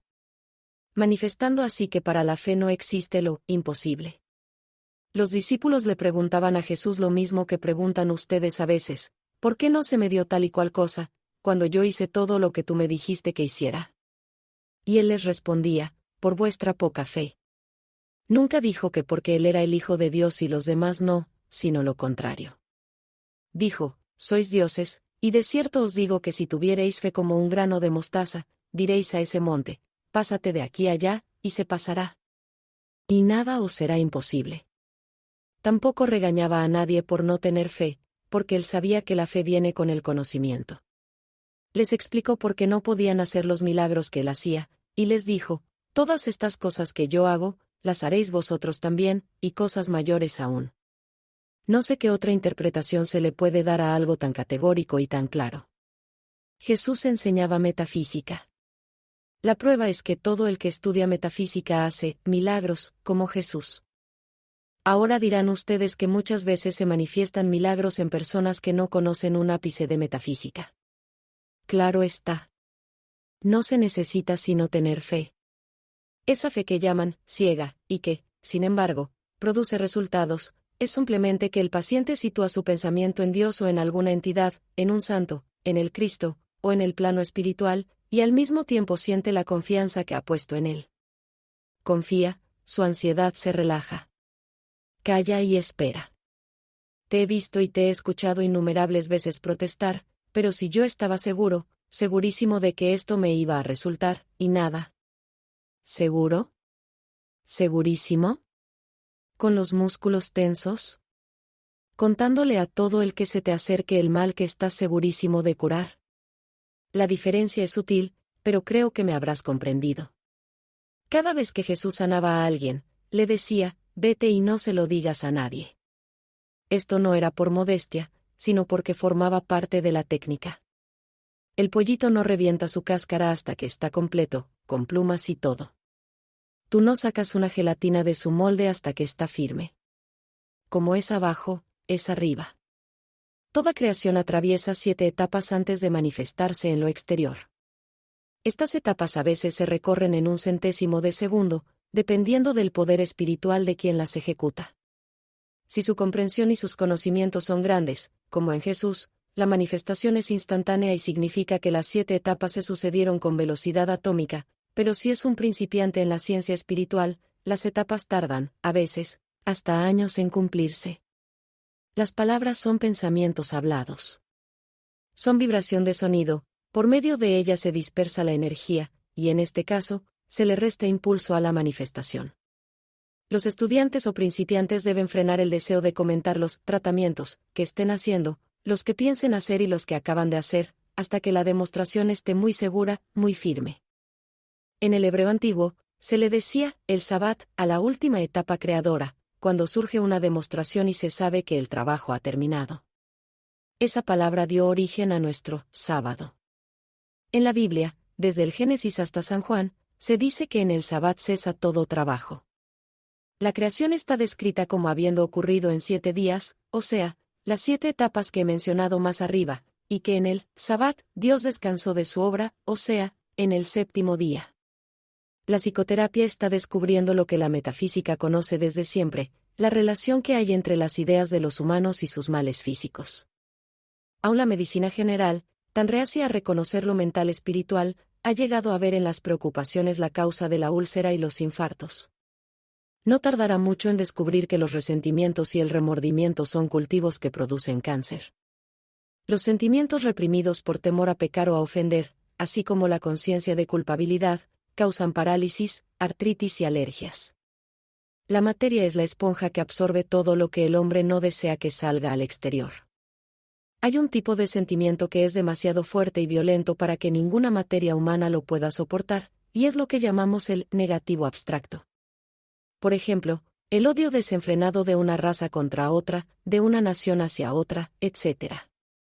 A veces se desahoga por medio de una guerra y ambos lados se destrozan, se empobrecen, pero mientras tanto, hay mala sangre, que tiene que buscar una salida, que no puede materializarse en la sutil y refinada contextura del cuerpo humano porque pertenece a una región inferior, y que encuentra por fin su asilo en formas inferiores, en las bestias salvajes, el león, el tigre, las serpientes venenosas, los insectos ponzoñosos, las espinas dañinas de ciertas plantas, y bajo tierra. Por contra, hay sentimientos y pensamientos tan elevados, tan espirituales y bellos que tampoco encuentran forma en la materia por ser esta grosera en comparación, y que planean, como quien dice, siempre a la orden de quienes los han creado. El positivo abstracto, se encarna con todo lo bello que encuentra, en los copos de nieve con sus formas geométricas, en las flores, perfumes, etc., hasta donde lo soporte la vibración material. Ahora, no hay ser humano algo adelantado que no se haya extasiado, aunque no sea sino una vez, ante un paisaje, una puesta de sol, un cuadro evocador, una bella flor, un niño, un rostro amado, un poema, una música, un color o un pensamiento leído. Estas emociones, con sus pensamientos acompañantes, son puros, sin malicia, desinteresados, hechos de sensibilidad y de amor. No hay nada en el plano físico que los pueda encarnar, sin embargo, son creaciones de los hombres y toman forma viviente. Se convierten en entidades poderosas. A estas entidades bellas, luminosas, potentes, las llamamos ángeles, y hay seres humanos que poseen legiones que están al mando de sus dueños y creadores. A esto se refería Jesús cuando dijo: «Haceos tesoros en los cielos, que no se agoten, donde el ladrón no llega ni la polilla destruye». Ver el derecho de conciencia en el mandamiento: «No robarás». ¿Has oído decir, las plegarias de las madres llegan al trono de Dios? La gente considera que esta es solo una forma poética. No significa lo que expresa. Es decir, que cuando el amor de una madre es desinteresado, sin egoísmo, ella vive produciendo formas angélicas y dirigiéndolas hacia el objeto de su ternura. Cuando su cariño está impregnado de temor y angustia, la forma ya no es angélica sino distorsionada. A veces se torna diabólica y produce lo que ella teme. El niño se enferma, sufre accidentes y también muere prematuramente. La pobre no sabe y cree que es la voluntad de Dios. Ella sufre sus torturas resignada, y de allí que el símbolo humano de la madre es María con su hijo muerto en sus brazos, y el nombre de María significa mar amargo. Nada de esto es necesario, no representa la verdad. Para proteger a quien sea contra nuestros propios conceptos y falsas promesas, los metafísicos hacemos tratamientos en los términos siguientes: de acuerdo con la voluntad de Dios, yo no quiero que ninguno de mis seres queridos sufra enfermedades, inarmonías, accidentes, ni que muera antes de haber cumplido su cometido en este mundo. Por lo tanto, nunca habremos de sufrir, ni ellos por mi desaparición, ni yo por la de ellos. Esa es la ley de Dios y yo me amoldo voluntariamente a ella. Gracias, Padre, por tu grandeza. Si te sientes capaz de extender tu pensamiento para incluir a otros que no sean de tu círculo familiar inmediato, mejor. De ahora en adelante no tendrás que temer jamás el dolor de la muerte, ni el tuyo ni el ajeno. Por lo general, la gente rechaza violentamente, o con terror, la idea de la muerte. Esto es contraproducente. Cuando la idea se presente, o sea, cuando aparezca en la mente, todo lo que hay que hacer es decirle con toda calma pero con firmeza: no, gracias. No me eres necesaria. Conozco la verdad, y luego proceder a pensar en otra cosa. La idea que viene así sin provocación no es tuya. Es un pensamiento ajeno que flota, que entra y sale, o que pasa a través de ti, porque la errónea interpretación de la muerte está tan generalizada y es tan antigua que toda la raza está paralizada en esa idea. Por esto dijo Jesús: el último enemigo a vencer es la muerte, o sea, la idea de la muerte. Nadie quiere morir. Le tienen miedo, y por eso mueren antes de tiempo. La vida ha sido recortada por el temor, de 900 años que vivieron los patriarcas, a 90 que es el lapso que se vive hoy. Raros son los casos de 100 años o más. Estos son de temperamento plácido. Tenemos el derecho inviolable de conservar todas nuestras facultades y todos nuestros órganos intactos, tanto tiempo como nos sean necesarios, y como en todo momento nos son necesarios mientras vivimos en un cuerpo físico. Tienen que servirnos al máximo de capacidad hasta el mismo momento en que pasamos al plano incorpóreo. No es verdad que haya que perder vehículos e instrumentos tan indispensables como los dientes, el oído, la vista, los pies, las manos, los órganos vitales, en fin, todo el equipo humano. Este es un universo inteligente y no sería inteligente fabricar un automóvil sin ruedas, un televisor sin pantalla, un teléfono sin bocina, etcétera, etcétera. Como es abajo es arriba. De ahora en adelante, cada vez que tu anatomía quiera manifestar algún desperfecto, así como cada vez que te venga una de esas ideas cerradas de temor a perder o dañarse una facultad, dirás cortésmente, pero con firmeza: no. Nada de eso. No quiero. Tú existes para mi conveniencia, para servirme, y Dios no hace una idea incompleta. Gracias, no lo necesito, no me sirve para nada una idea tan absurda. Este pequeño regaño no va sino para tu propia conciencia, tu subconsciente, al cual le diste en el pasado una orden que él está cumpliendo, pues la materia no tiene ni voz ni voto. Ella no sabe nada. Es únicamente un vehículo, una cosa. No hay por eso que despreciar ninguno de los canales que nos proporciona el Espíritu Divino. La medicina es un canal y un recurso previsto para aquellos que desconocen la verdad. Si tu fe no se ha establecido aún, debes aprovechar con todas las ventajas y todas las armas que tienes a la mano.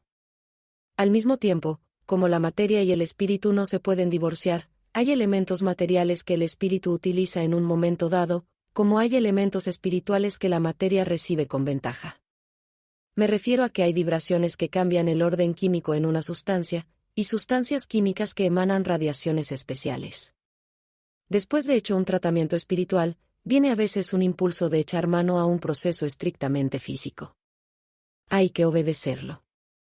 Es una inspiración. La inteligencia divina sabe lo que hace. Verás cómo utiliza el espíritu sus vehículos materiales. Es a veces asombroso. Pero nos demuestra una vez más que Dios no está, como se ha creído, separado de su creación, sino íntimamente ligado y compenetrándola toda. Utiliza todos los canales de Dios. Todos. Cuando utilices un canal físico, digamos un médico, un proceso, una pastilla de aspirina, o lo que sea, bendice el canal. Así aumentas el bien que contiene para ti y para otros. Así estarás practicando la presencia de Dios, pues Dios es el bien. Utiliza a tus ángeles. Puede que tengas legiones. Están para servirte. Su naturaleza es vida, amor y bien. A todo el que quieras ver protegido, ponle un ángel. Cuando te acuestes a dormir, pon un ángel en cada puerta y en cada ventana. Jamás podrá acercarse alguno que lleve intenciones negativas. Si lo logra, sentirá un desgano súbito y se alejará rápidamente, porque las vibraciones potentísimas del bien dominan las del mal como la luz ilumina a la oscuridad. Cuando salgas dejando tu casa sola, rodéala de ángeles. Sienta un ángel al lado del chofer que te lleva o que lleva a tus seres queridos. Esto es el amor en acción. Pruébalo una sola vez y quedarás para siempre convencido. Con todo esto te habrás dado cuenta de que la muerte no es sino un renacer. Es continuación de vida. Para cerrar quiero bendecirte con esta afirmación: no hay en tu vida sino una sola presencia, un solo poder. Dios, el bien omnipotente. Medicina alópata psicóloga. Para nuestros efectos, aunque la medicina tiene una gran variedad de ramas y ramificaciones, diremos que tiene dos grandes ramas, la general y la especialización. Diremos que la general estudia estrictamente al cuerpo humano, la anatomía y los males que se manifiestan en esa anatomía. Es pues un estudio de la materia normal, en estado saludable, y los estados anormales que se manifiestan, junto con las medicinas que los curan. La especialización entonces se limita a un solo sector, como la psicoterapia, por ejemplo. Pero fíjate que ningún médico alópata, que es la medicina corriente, cuando lo consultas por un dolor de estómago, por ejemplo, jamás pregunta si el enfermo es feliz en su hogar o en su trabajo, si tiene perturbaciones del ánimo por causa de personas que lo rodean, o si tiene preocupaciones. Ahora es que se está comenzando a comprender que la úlcera estomacal es producida por los problemas que preocupan, porque hay problemas que interesan y no hacen sufrir. Ningún médico se interesa en saber si las condiciones de vida de un paciente son agradables o no, y como veremos luego, hay cantidad de enfermedades que no son otra cosa que incomodidad e infelicidad, desajuste con el medio en que se vive, inconformidad con una situación ambiente. El psicólogo y el psiquiatra sí tratan de determinar si el enfermo está reaccionando a una condición exterior, luego hay cantidad de enfermedades que no son otra cosa, pero como nadie sale a consultar un psiquiatra cuando tiene un dolor de estómago, lo que sucede por regla general es que el médico a quien se consulta se limita a averiguar cuál de las comidas no se digiere bien, y abre un librito que contiene los nombres de infinidad de remedios y para qué sirven. De allí copia una receta o regala una muestra. Si el paciente regresa a continuar recetándose porque no se le ha quitado el dolor, el médico entonces dice: esto es una colitis, o una apendicitis crónica. Aconseja la operación, por supuesto, para la apendicitis, o recomienda una dieta estricta para la colitis, y el enfermo sigue igual. ¿El enfermo se cura solo al fin? Ya veremos por qué. En metafísica estudiamos el medio ambiente y los problemas del enfermo, y sabemos a qué se deben muchas de las enfermedades. Sabemos que la colitis es psicosomática, que los males del hígado, del estómago, de los intestinos también, y que el azúcar en la sangre es una complicación psíquica muy interesante y profunda. Como nosotros sabemos que todo tiene su origen en la mente, podemos relacionar también los sucesos exteriores con los interiores, y viceversa. Dios nos hizo para ser y estar felices. Un ser feliz jamás está enfermo. Lo mismo que un enfermo jamás es feliz. Ustedes todos conocen el hecho de que al interrumpir el circuito del mal humor con una sonrisa, se cura el hígado. Desaparece la bilis. Está descrito en mi libro, Metafísica al alcance de todos, pero vamos a recordarlo. Cuando una persona sufre un desagrado y frunce el ceño, como decimos, ese gesto, que no es más que un pensamiento exteriorizado o actuado, tiene una influencia directa sobre la glándula pineal, que es la glándula de la visión psíquica y astral. De allí baja la amarga vibración por el líquido cefalorraquídeo en la columna vertebral, luego impregna el hígado, amarga y forma bilis, y esa bilis provoca otra vez la expresión de desagrado en el rostro, así como el gusto amargo con que la persona amanece. Es un círculo vicioso muy fácil de romper. Todo lo que hay que hacer es sentirse feliz. ¿Cómo se hace para sentirse feliz? También es fácil, si se tiene voluntad. Primero hay que sonreír. Obligatoriamente, aunque no se tengan ganas. La primera sonrisa será indudablemente forzada, con las comisuras de los labios hacia abajo, pero el segundo esfuerzo será mejor. Ahora hay que empezar a dar gracias en voz alta por todo lo que uno ve que posee. Desde un fósforo, la ropa, los muebles, los familiares, el sol si está brillando o la lluvia si está cayendo. Todo, absolutamente todo, representa un bien en su momento adecuado y nos haría falta en algún momento si no lo tuviéramos. Pensando en esto, nos dan ganas de dar gracias, de agradecerlo a Dios. Ya estamos pensando en Dios, sentimos gratitud, y esta combinación dulcifica el hígado. Se corta el circuito vicioso y se cura el mal. Si todos siguiéramos esta práctica, jamás se nos perturbarían ni el hígado ni la vida. Cuando uno se siente muy afligido, Para curar instantáneamente la aflicción hay que comenzar a declarar inmediatamente: bendigo el bien en esta situación. No hay forma más eficaz para hacer desaparecer toda aflicción, impedir que se convierta en causa y efecto de un mal mayor, y evitar formar karmas, ya que, como saben, la bendición aumenta el bien que se bendice, transforma el mal en bien, y es ver a Dios allí donde aparenta estar el mal. Es la más perfecta expresión de fe. No hay mal que resista la bendición del bien que se oculta tras una apariencia de mal. Pruébenlo y verán cómo el mal se transforma en bien y toda aflicción se cura. La colitis y los males intestinales son resultados nerviosos de los temores y desagrados que se experimentan en la vida diaria, en el hogar o en el trabajo. Sorprendentemente, la diarrea a veces es causada por un exceso de estudio de las cosas espirituales. Lógicamente, lo espiritual debería curar automáticamente lo que anda mal, ¿verdad? Pero si la persona mezcla un pensamiento negativo, pesimista y doloroso con sus súplicas a Dios, está creando un disparate. Está formando una figura errada de Dios. Lo que forma es un Dios, con minúscula, doloroso y purgativo, no de misericordia. Muchas veces los principiantes notan que, después de las primeras lecciones de metafísica, se les afloja el estómago. No relacionan esto con las lecciones, pero es ocasionado porque han recibido mucho material nuevo, muchas ideas a la vez, y el organismo se defiende eliminando todo lo que no ha podido asimilar, y lo expulsa por los intestinos. Tenemos 4 cuerpos inferiores: el cuerpo emocional, el cuerpo mental, el cuerpo etérico y el cuerpo físico. Cuerpo etérico es el depósito de todos los recuerdos de nuestras vidas. Por supuesto, si en vidas pasadas hay impresiones muy intensas, experiencias destacadas o que han durado mucho tiempo, estaremos muy influenciados por esas impresiones, y todo lo que nos ocurre lo teñimos, por decirlo así, con el color de esa experiencia o convicción. Por ejemplo, conozco a una señora que vivió muchas vidas, o al menos una vida entera y muy reciente, siendo profundamente católica en la época victoriana, cuando todo era melodrama, novelas, comedias, etc. Ella trajo a esta vida una costumbre muy arraigada de convertir todo en melodrama y todo lo religioso en doloroso. Para ella, la figura de Cristo está representada por el crucificado y la mater dolorosa a los pies.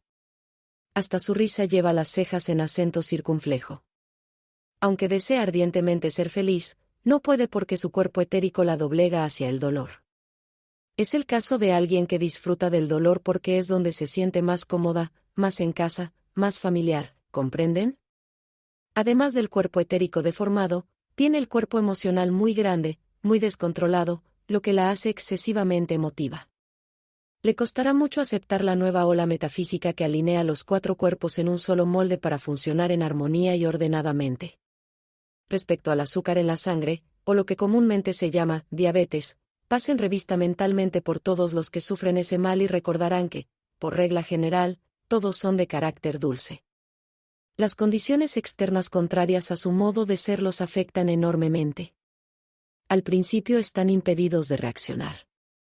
No pueden protestar ni explotar en ira porque eso es contrario a su ser innato.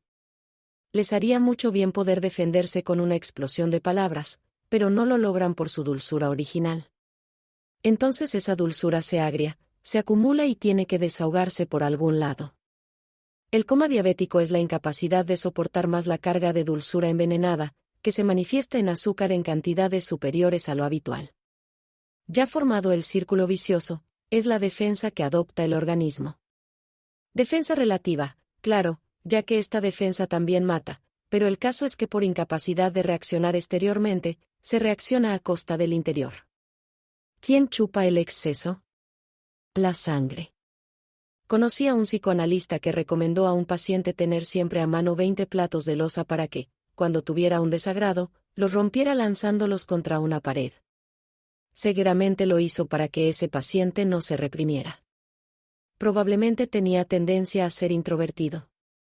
Pero eso sería un buen remedio para los diabéticos. Voy a terminar contándoles un caso reciente. Tomé una muchacha para servicio interno. Venía con diagnóstico médico de apendicitis crónica.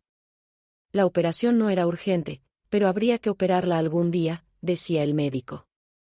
A los 3 días de estar en mi casa le dio el dolor. Decidí comprobar primero si era o no del apéndice o si era, como sospechaba, resultado del ambiente de la casa que ella había dejado. Era una casa sin paz, donde nada se hacía bien porque una anciana enferma mantenía todo en tensión. A la chica le daba el dolor con vómitos. Esto es clásico de apendicitis, pero también típico de disgustos. Podía ser una u otra cosa, pero no me dejé influenciar por el diagnóstico. Le di 3 pastillas de menta y dije, tómate una ahora mismo. Dentro de media hora otra, y a la tercera media hora la última. Se le pasó el dolor y aproveché para decirle, mejor que no te repita ese dolor porque mi acuerdo con la señora que te mandó fue que si te volvía el dolor te devolvería a ella y tendrías que seguir trabajando donde estabas. Además, te doy la buena noticia, no tienes apendicitis crónica.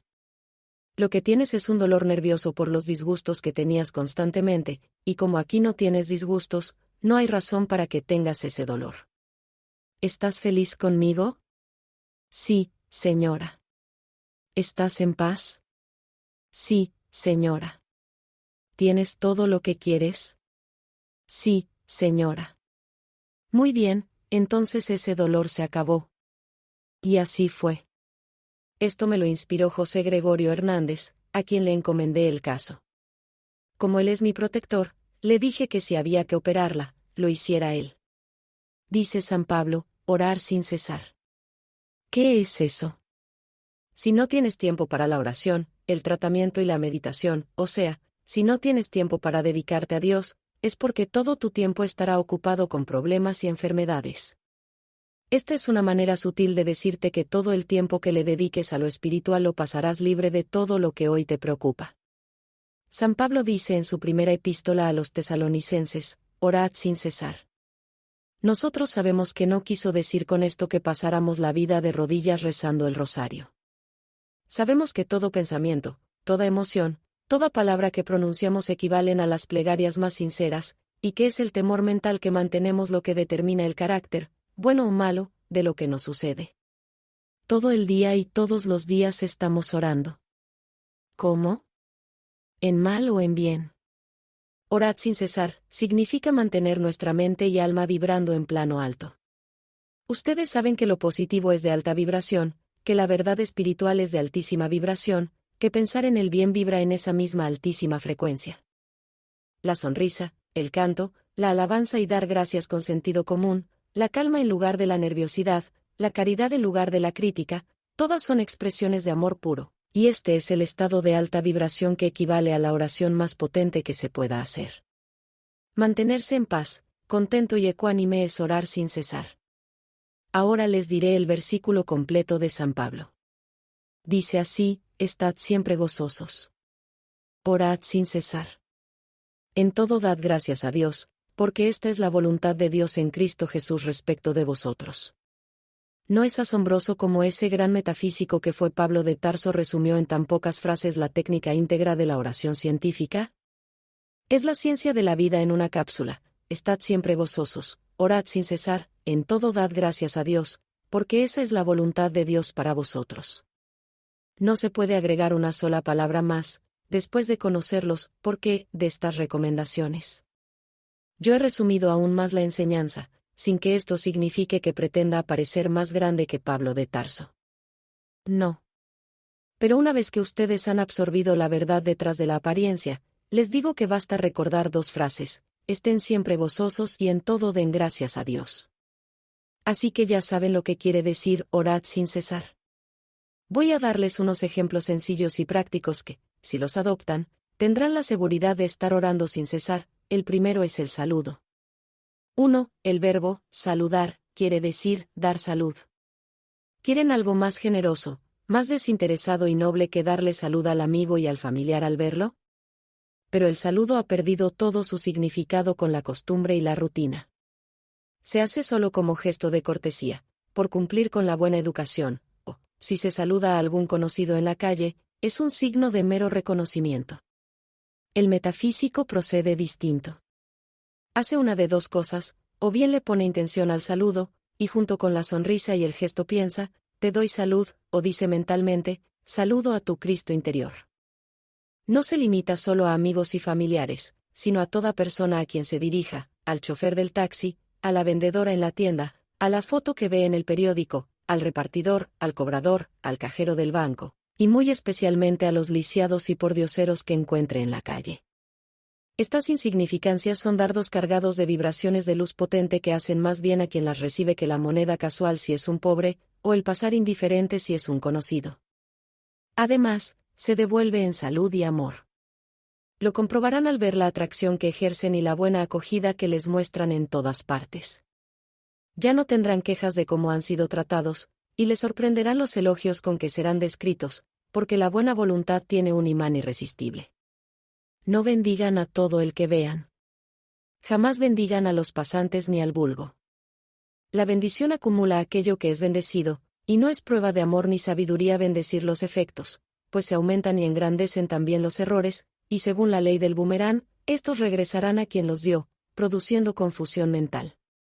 Hay que bendecir la verdad, el Hijo de Dios o el Cristo interior, si prefieres este término, cualquiera sea la imagen del ser perfecto que concibas.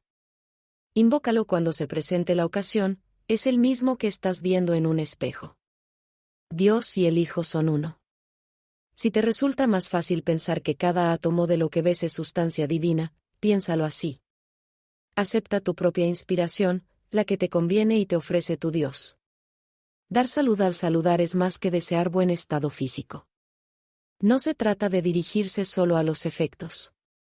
Es salud espiritual, es bendecir, decir el bien, a la mente y al alma, desear luz y verdad al prójimo, ayudar a limpiar los errores del mundo. El mundo está mejor porque tú estás en él. Buenos días, buenas tardes, buenas noches, gracias, dicho con la intención adecuada, que el mundo ha perdido de vista, es repartir el bien y la gracia. Estas fluyen hasta donde termina el ciclo respectivo y regresan multiplicadas a ti. Segunda forma de orar sin cesar, todos los días tienes cosas que hacer, deberes que cumplir. Algunos te molestan, te fastidian, son duros, otros son rutina, otros te gustan, son placenteros o interesantes, como leer el periódico o asistir a una fiesta. Dedícalos. Tanto los agradables como los desagradables. Antes de comenzar, dedico esto al bien. Y si se te olvida hacerlo porque no tienes la costumbre, y lo recuerdas a mitad del quehacer, dedícalo igual. Te sorprenderá cómo las tareas pesadas se vuelven tan livianas que ni las sientes, los gastos serán encantos, y lo más grande es que todas las personas que están haciendo lo mismo que tú, en lugares distintos y que ni siquiera conoces, se benefician con las ondas de bondad que les envías. Les haces la carga liviana, les comunicas tu buen humor, y este bien te bendice a ti. Tercera forma de orar sin cesar, de noche, cuando te acuestes a dormir, que sea tu último pensamiento: perdono a todo el que necesite mi perdón, y a mí mismo. Y aunque sé que en el plano espiritual no existe nada que perdonar, perdono porque así transformo la idea del que cree hacerme mal, invito a mis guías invisibles a utilizar mi sueño para que yo haga el bien donde sea oportuno. Gracias, Padre. Sería muy extraño que no te durmieras al instante, pues los guías agradecen tu buena voluntad de ayudar y te cubren con vibraciones de paz y dulzura hasta que estés profundamente dormido. El cuerpo astral se separa del cuerpo material cuando estás dormido, y a veces viaja a largas distancias. El subconsciente lo protege extremadamente, y al percibir el menor peligro o ruido, lo atrae rápidamente hacia su materia. Esos sueños de caer verticalmente ocurren siempre en el último instante antes de despertar, cuando el cuerpo astral regresa a su materia. No duran ni segundos. No hay que alarmarse. Tampoco te ha costado nada la ayuda que has ofrecido y que los guías han aprovechado. Si recuerdas haber soñado, y el sueño es claro y coordinado, debes escribirlo al despertar. Más tarde olvidarás los detalles, y es importante no perderlos porque muchas veces contienen mensajes del Maestro. ¿Has visto cómo se puede orar sin cesar y sin que interrumpa nuestra vida diaria? ¿Has visto cómo aprovechar todo lo que antes desperdiciabas? Solo así podrás darte el lujo de no asistir a las clases o conferencias que se te ofrecen con tanto amor, porque el Espíritu de la verdad se encargará de instruirte.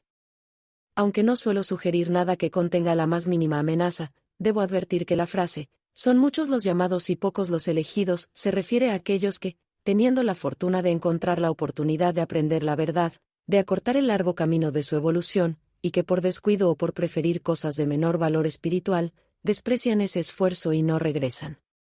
Son llamados que no han sido elegidos. No es por favoritismo, ya que en el espíritu todos son herederos del reino.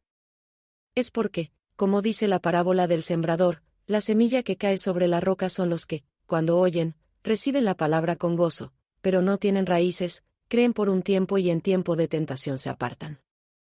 Cuando se pierde la semilla, pasan muchas vidas antes de que se presente otra oportunidad. Cerramos con la frase de mi maestro: si no encuentras tiempo para dedicarle a Dios, es porque todo tu tiempo estará dedicado a problemas y enfermedades. Respecto al espiritismo. Uno de ustedes me preguntó, ¿por qué, si fuimos espiritistas en vidas pasadas, médiums, videntes, claroaudientes, si nos proyectábamos y desdoblábamos, no conservamos esas facultades ni recordamos nada en esta vida? Respuesta: no siempre es así. Algunas personas conservan algo de la facultad psíquica, aunque no necesariamente en la misma forma en que se manifestó en vidas pasadas, pues también evoluciona. Por ejemplo, conozco a una persona que es médium de aporte. Esta es una de las facultades más avanzadas entre las facultades psíquicas. Eso significa que tuvo facultades en vidas anteriores, y en esta se le desarrolló la facultad de aporte. Ella no recuerda otras facultades, ni es vidente ni claroaudiente. Sabemos quién fue en su última encarnación y también que fue una gran clarividente. Otra razón por la que no recordamos es que o la empleamos mal y se nos castiga en esta encarnación, o bien se nos borra para que podamos evolucionar por otras vías y no distraernos. Las facultades psíquicas son una gran tentación para quien tiene una misión diferente que cumplir. El plano astral es muy absorbente, en algunos casos fascinante, en otros torturante.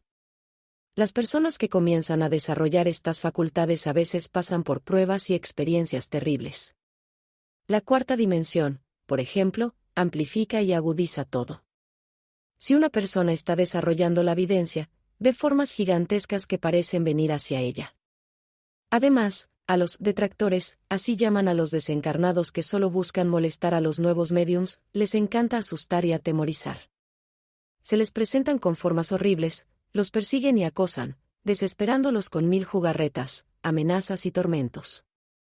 Cuando una persona supera el plano de la cuarta dimensión, le borran las facultades psíquicas para que pueda evolucionar y avanzar en un plano superior. La metafísica es un estudio científico que necesita paz y concentración.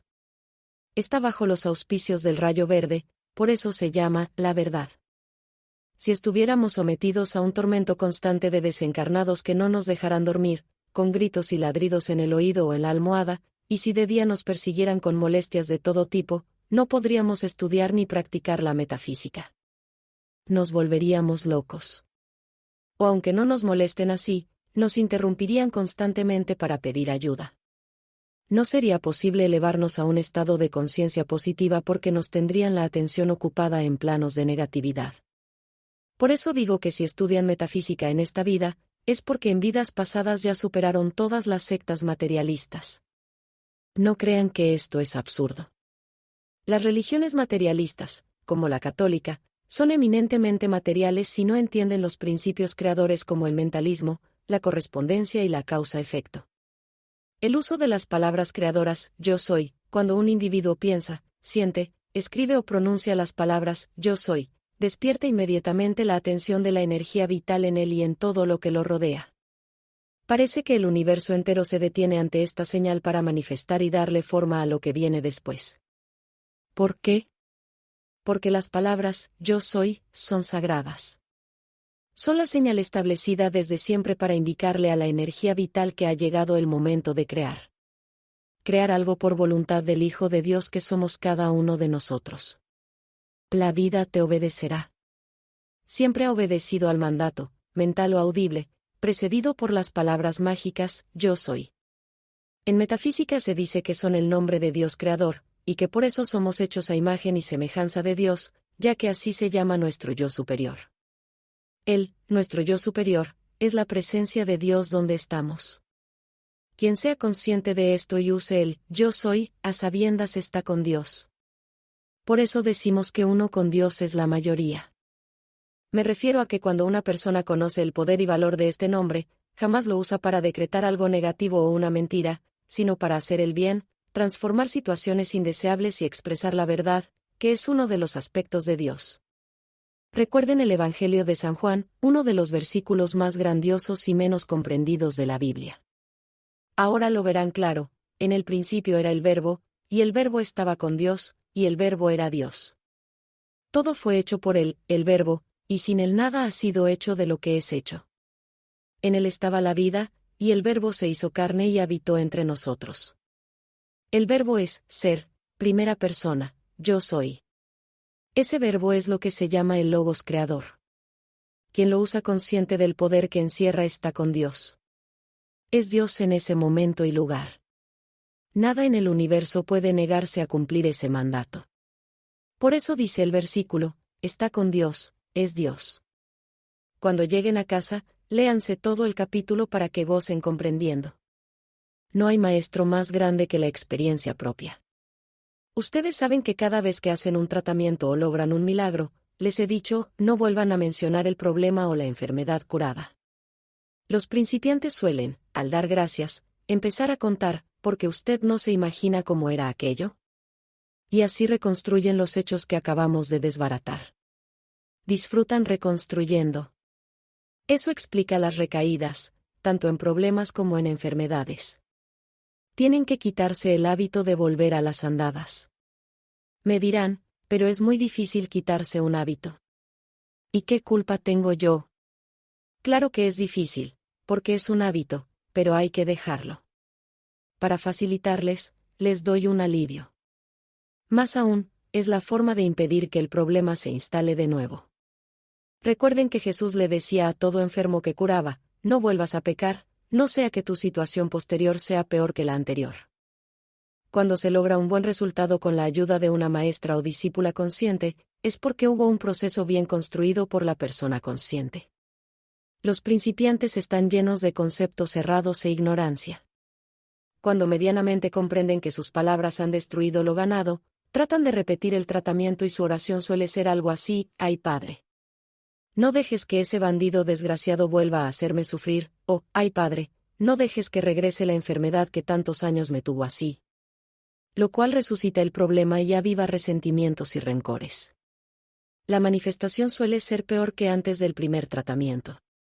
El remedio que les doy para evitar peores errores es este, y deben decirlo sin repetir porque es muy poderoso: yo soy la resurrección y la vida del decreto constructivo que hice respecto a esta situación. Me perdono esta recaída. Yo soy la ley del perdón y la llama transmutadora de todos los errores cometidos por mí y por toda la humanidad. Gracias, Padre, por haberme oído. Y nunca me cansaré de repetirlo: cuiden sus palabras. Cuiden sus decretos después de pronunciar el santo y mágico, poderosísimo yo soy. Yo soy la resurrección y la vida de toda la gloria y el bien que yo conocí junto al Padre antes de que este mundo existiera. Yo soy perfecto.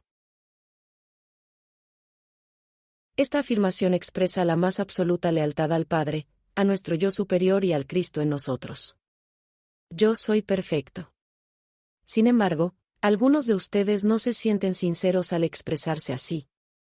Les explicaré: si sienten dudas, es porque están contemplando la conciencia terrena, lo que llamamos conciencia carnal, y eso jamás acepta lo espiritual. Es justo y natural. Se nos ha dado una conciencia carnal, terrena, para poder funcionar en lo material. Si no tuviéramos intelecto ni conciencia terrena, ¿cómo podríamos manejarnos en la tierra? Seríamos fantasmas y no nos sentiríamos como si perteneciéramos a ella. ¿Comprenden? Luego, sucede que esa conciencia terrena y carnal siempre ve los horrores que hacen los humanos: guerras, venganzas, robos, crímenes, engaños, odio, desamor, muerte, todo lo que vemos a diario en periódicos, televisión, radio, etc. Y ella piensa, con razón: ¿cómo vamos a aceptar que somos perfectos? Somos infames. ¿Dónde está lo perfecto? Y seguro que ustedes, sobre todo los principiantes, encuentran esta duda perfectamente justificada. Pues no, no está justificado. A pesar de lo que aparenta justificarlo, ya saben que decirlo o pensarlo equivale a un decreto categóricamente negativo. Saben que la gran verdad está en el espíritu, y que el espíritu es perfecto. Si declaran infame al ser, a través del verbo ser, soy, somos, son, están mintiendo y sentando un decreto o ley que se manifestará en la vida. Y aquí está el clavo: si ustedes declaran que algo es infame e imperfecto, saben que eso se manifestará. Entonces, declaren o decreten lo contrario, que es la verdad, y también lo verán manifestado. Repetirlo forma un momentum, un ímpetu que le da más fuerza para manifestarse rápidamente. A medida que repiten y se recuerdan que el yo superior es perfecto, lo graban en el subconsciente, lo crean en el consciente, afirman con el supraconsciente y el verbo se hace carne, manifestándose en todos los vehículos que ahora creen en la manifestación imperfecta. Para ir acostumbrándose a la afirmación, comiencen diciendo: yo soy potencialmente divino y perfecto. Así declaran la verdad de todas las formas, pero no ofenden los oídos carnales que creen la mentira de la imperfección.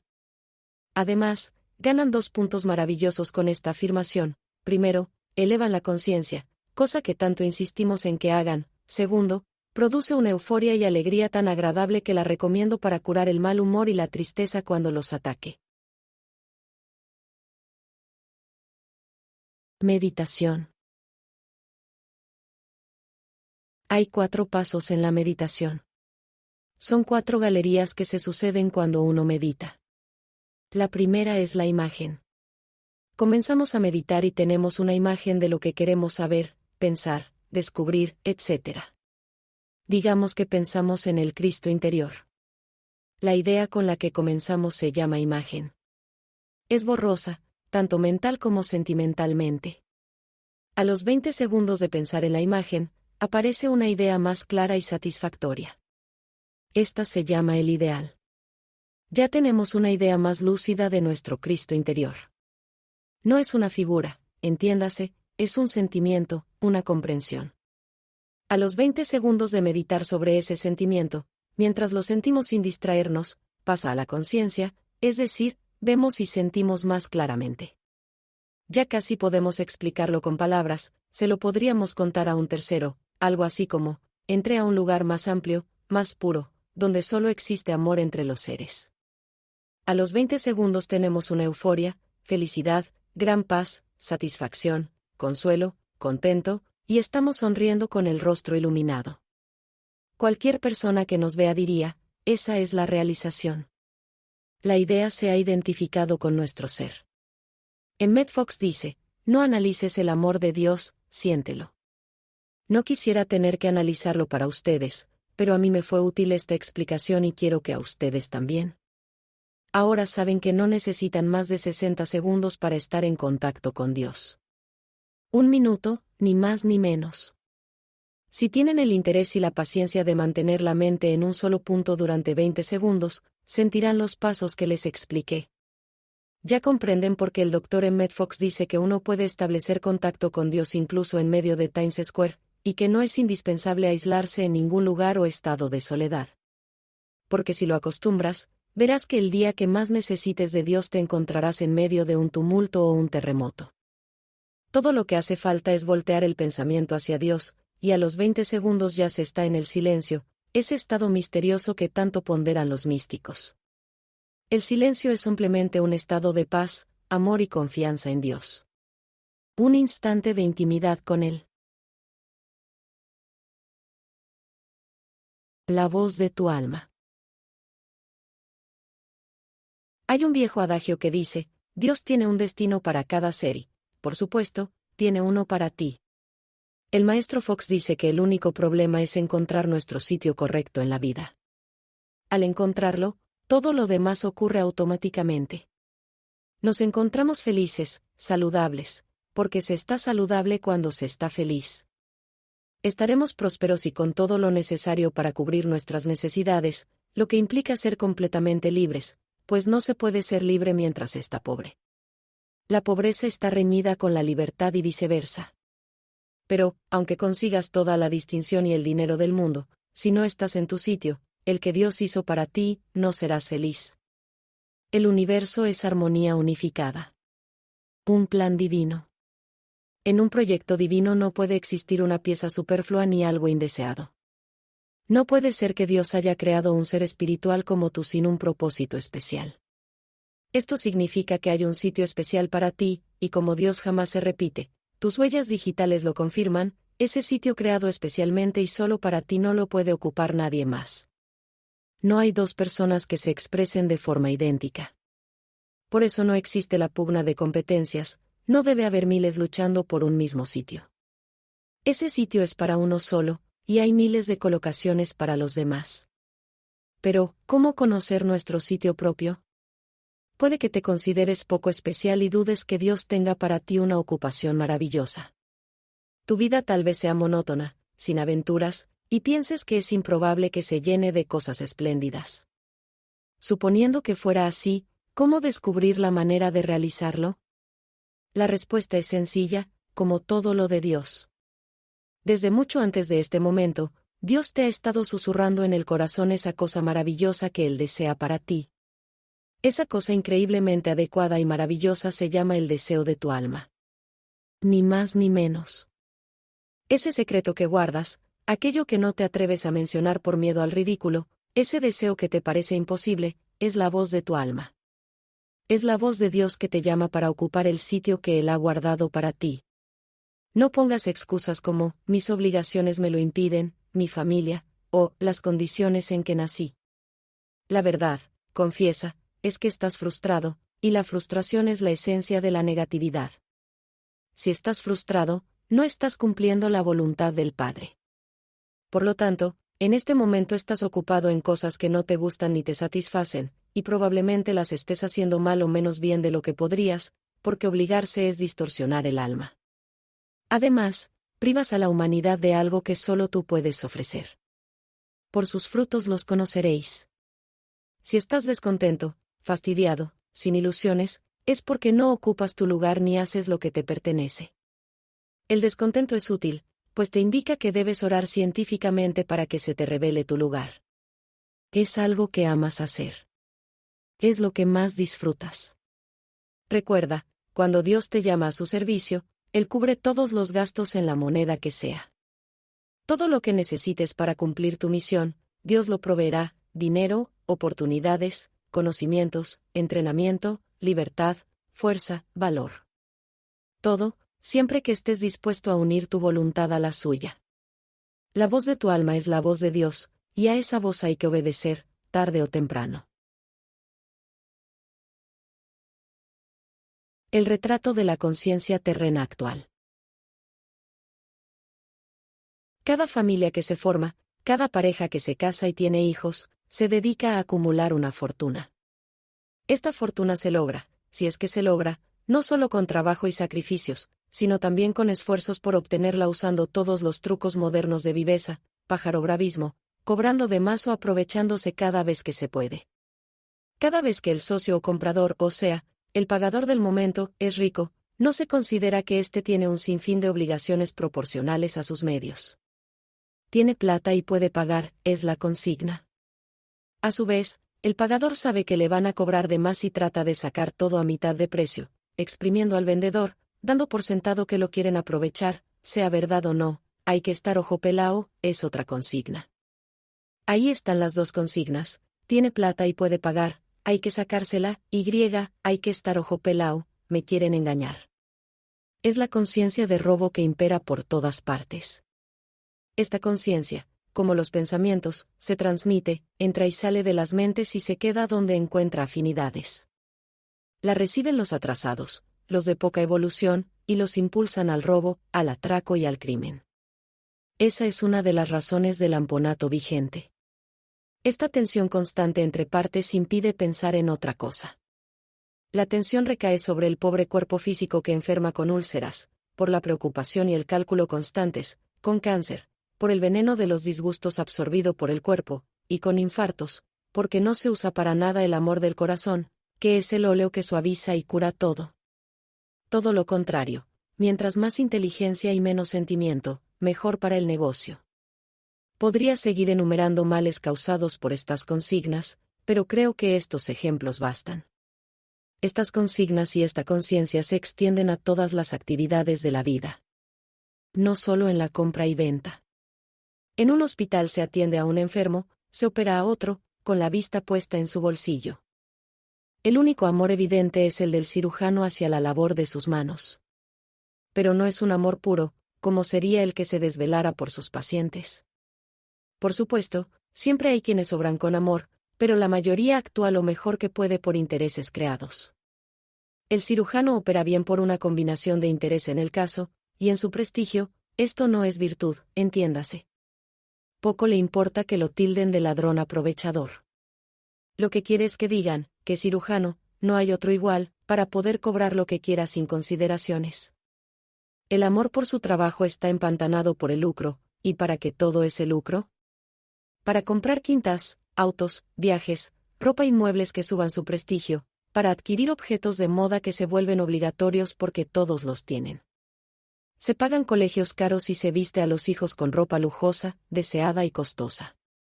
Esta lucha constante mantiene la mente ocupada todo el día en esa secuencia material, sin un instante para pensar en lo espiritual, ni en lo que nos espera del otro lado, como si eso no existiera ni mereciera siquiera considerarse.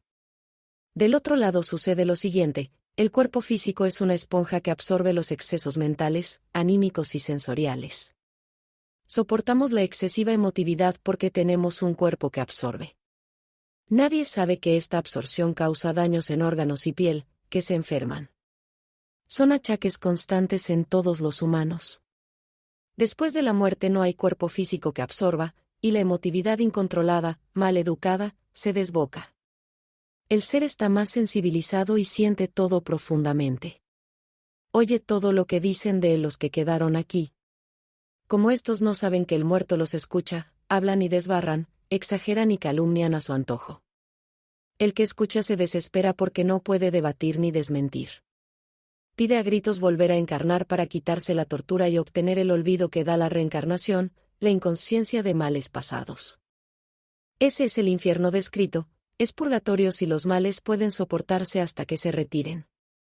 Llega el día de la muerte y lo que importa es que la viuda y los hijos queden bien, fondeados, a prueba de miseria o estrechez. Se considera que a los hijos se les dio buena educación porque se les enseñó a conducirse con las mismas tácticas. Si es mujer, que se case con un chico de esas mismas condiciones. La forma de descansar la mente y sentimientos agotados y deprimidos por el clima negativo diario es asistir o dar una fiesta para levantar el ánimo a base de palos, como llamamos. En vez de liberar karmas, que es para lo que vinimos a la tierra, se acumulan más, que se apelmazan sobre los anteriores formando costras endurecidas llamadas cristalizaciones. Para disolverlas hacen falta terremotos, inundaciones, cataclismos, eso es lo que las médiums videntes están viendo.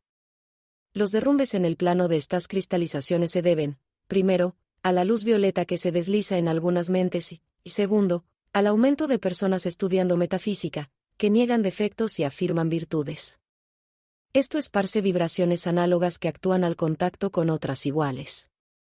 Como es arriba es abajo, como es abajo es arriba. Así como en lo terreno hacen falta grandes máquinas para romper rocas y cerros a golpes, lo mismo sucede con estas construcciones cristalizadas, necesitan golpes para romperlas, triturarlas y limpiar el polvo. En el plano espiritual hay una diferencia: cada monstruosidad creada por nuestras mentes y sentimientos tiene vida, piensa, oye y habla. Lo que piensa y dice siempre está relacionado con el material con que fue creada. Si fue furia, odio y venganza, cuando se libera al aire grita todo eso. No quiere irse, ese es su creador y lucha por quedarse con él. Los médiums claroaudientes las oyen y creen que son personas persiguiéndolos. Escuchan en palabras los pensamientos que ellos mismos tuvieron hacia otros y, como todo se devuelve, oyen clamando contra sí mismos. Esa persecución dura un tiempo, mientras la víctima aprende a rechazarla, negarla, afirmarse, meditar, orar, emplear la llama violeta, etc. Pero si no son metafísicos, ¿cómo aprenderán? Al final se retiran, y van a otras cavidades humanas donde esos estados mentales son necesarios para su evolución. Parece contradictorio, pero no lo es. A una persona muy tímida le falta un reflejo de decisión y pujanza. Se llama reflejo a la actuación de pensamientos establecidos en el subconsciente. Cada vez que se presenta una oportunidad, el subconsciente suplirá el reflejo necesario. Si nuestros pensamientos han sido buenos, felices, se produce un reflejo de bienestar y se manifiesta una situación feliz. Si han sido negativos, ocurre lo contrario. Por ley de acción y reacción, la timidez excesiva atrae su contrario, y esa reacción abre el campo para que entre y se aloje la fuerza opuesta. En este caso, es beneficioso que una creación de violencia liberada por alguien que ya no la necesita se aloje en la mente del tímido, porque la combinación produce un término medio. Cada condición actúa sobre la otra y genera el reflejo que faltaba. Las personas que no son claroaudientes no oyen a sus creaciones clamando contra ellos, pero sí sienten un malestar horrible de culpabilidad y terror inexplicables. Como no pueden defenderse de lo que ni ven ni oyen, sufren mucho, se castigan y culpan, hablan mucho en sus estados depresivos, empeorando la situación. Por eso se dice que los iniciados sufren mucho. Pero la providencia cuida de ellos y encuentran maestros y a su Cristo. Son iniciados y ya conocen el camino y la forma de actuar.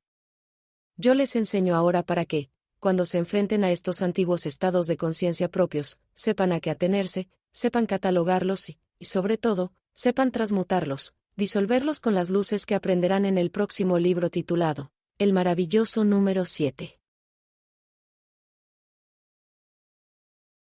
No puede ser tu deber. Que si estás tratando de vivir la vida espiritual, tienes derecho a la paz de tu alma y al progreso armonioso. Si estas cosas te están fallando, pídele a la sabiduría divina que te demuestre el motivo de la falla. Es tu deber dedicarle un tiempo razonable a la oración diaria en la forma de una meditación, o una lectura espiritual, o un repaso de tus afirmaciones preferidas, y vivir el resto de tu vida de acuerdo con la voluntad divina hasta donde puedas tú en este momento. Si en realidad estás cumpliendo con este deber sinceramente, no puedes hacer más y no tienes por qué angustiarte, ni reprocharte, ni tener sensación de culpabilidad por el hecho de que no estés logrando lo que en este momento presente no te es posible. En cambio, no puede ser tu deber hacer algo que está más allá de tus fuerzas o de tu alcance en el momento. Dios es tu Padre, y un padre amoroso nunca le exige lo imposible a un hijo que se comporta bien con él. No puede ser tu deber hacer lo que no tienes tiempo de hacer. Dios es la sabiduría infinita, que en la tierra se manifiesta por el sentido común, y no es sentido común esperar que se cumplan más deberes de los que caben en un día de 24 horas. No puede ser tu deber hacer lo que no tienes de dinero que tú no posees. Si te estás enfrentando a semejante situación, es que algo marcha muy mal en tus pensamientos. Lo primero que es evidente es que tú crees que Dios es un ogro gigantesco que te lanzó al mundo con las manos atadas para que fracasaras de una vez por todas. Acuérdate del Salmo 46, que comienza diciendo, Dios es nuestro refugio, nuestra fuerza y nuestra pronta ayuda en las tribulaciones. Luego, termina diciendo, aquíétate y recuerda que yo soy Dios. Pero esto has de creerlo, afirmarlo creyendo lo que afirmas, y no simplemente repetirlo como loro, pues es tu fe la que mueve las montañas. No puede ser tu deber hacer algo que sacrifique tu propia integridad o tu progreso espiritual. Nadie en el mundo te puede obligar a mentir, por ejemplo, y no es verdad la apariencia de que no hay trabajo, o que no hay servicio, o que el dinero está muy difícil de ganar, o que está dando mucho infarto y cáncer, etcétera, etcétera, etcétera. Mentira, mentira, compruébalo tú mismo afirmando y creyendo lo contrario. No sacrifiques tu progreso espiritual ni tu propia integridad creyendo que las circunstancias te hacen decir lo contrario. No puede ser tu deber hacer hoy lo que en realidad pertenece al día de mañana. En el plano espiritual, que es la verdad, no hay tiempo. No hay pasado ni futuro. Todo ocurre en el presente, y si tú piensas y dices, creyendo lo que dices, que hoy está resuelto todo, hoy están cubiertas todas las necesidades, hoy tienes toda la fuerza, toda la paz y toda la ayuda que necesitas, y que mañana será otro hoy, te darás cuenta de esa verdad, como también comprenderás que nuestros temores son siempre para un mañana problemático. Jamás son para hoy. La Biblia dice, hoy es el día de la salvación. Hoy es el día aceptado. Porque Dios vive en un eterno presente, jamás anda apurado, y siempre está en un sonriente reposo. No puede ser tu deber cumplir un deber remoto sacrificando un deber cercano. El Sermón del Monte dice que primero extraigas la basura que hay en tu ojo, y luego la viga que hay en el de tu vecino, porque si no limpias primero tu vista no podrás ver para ayudar al vecino. No puede ser tu deber estar apurado, o triste, o desanimado, o bravo, o resentido o antagónico, bajo ninguna circunstancia. La Biblia dice, el gozo del Señor es mi fuerza. Esto quiere decir que para tener éxito, para poder trabajar, para obtener nuestros logros, para ser felices, para nuestro bienestar y nuestro adelanto, tenemos que estar positivos, y positivo significa contentos, porque el Cristo dentro de nosotros no puede hacer nada por nosotros mientras estemos negativos. Él goza con nuestro gozo, y se aleja al nosotros permitirnos estar derrotistas. El fin. Y así llegamos al final de este viaje cósmico con Te regalo lo que se te antoje, de Connie Méndez, un audiolibro que no solo te ha dado las llaves del universo, sino que te ha invitado a abrir las puertas de tus sueños más locos. Esperamos que las palabras de Connie, envueltas en la magia sonora de Doblando Realidades, te hayan encendido una chispa para crear, soñar y reír a carcajadas mientras moldeas tu realidad. Gracias por escuchar y por dejarte llevar por esta aventura de fe, gratitud y puro poder interior. No te guardes esta joya para ti solo. Comparte el amor, dale un like, déjanos un comentario con lo que más te vibró y si te sientes inspirado, cuéntale al mundo sobre este audiolibro en tus redes. Cada me gusta, compartido o reseña ayuda a que más personas descubran el secreto de Connie para hacer que el universo baile a su ritmo. Gracias por ser parte de esta magia y por elegir transformar tu vida con nosotros. Sigue soñando en grande y haciendo tus pedidos al cosmos.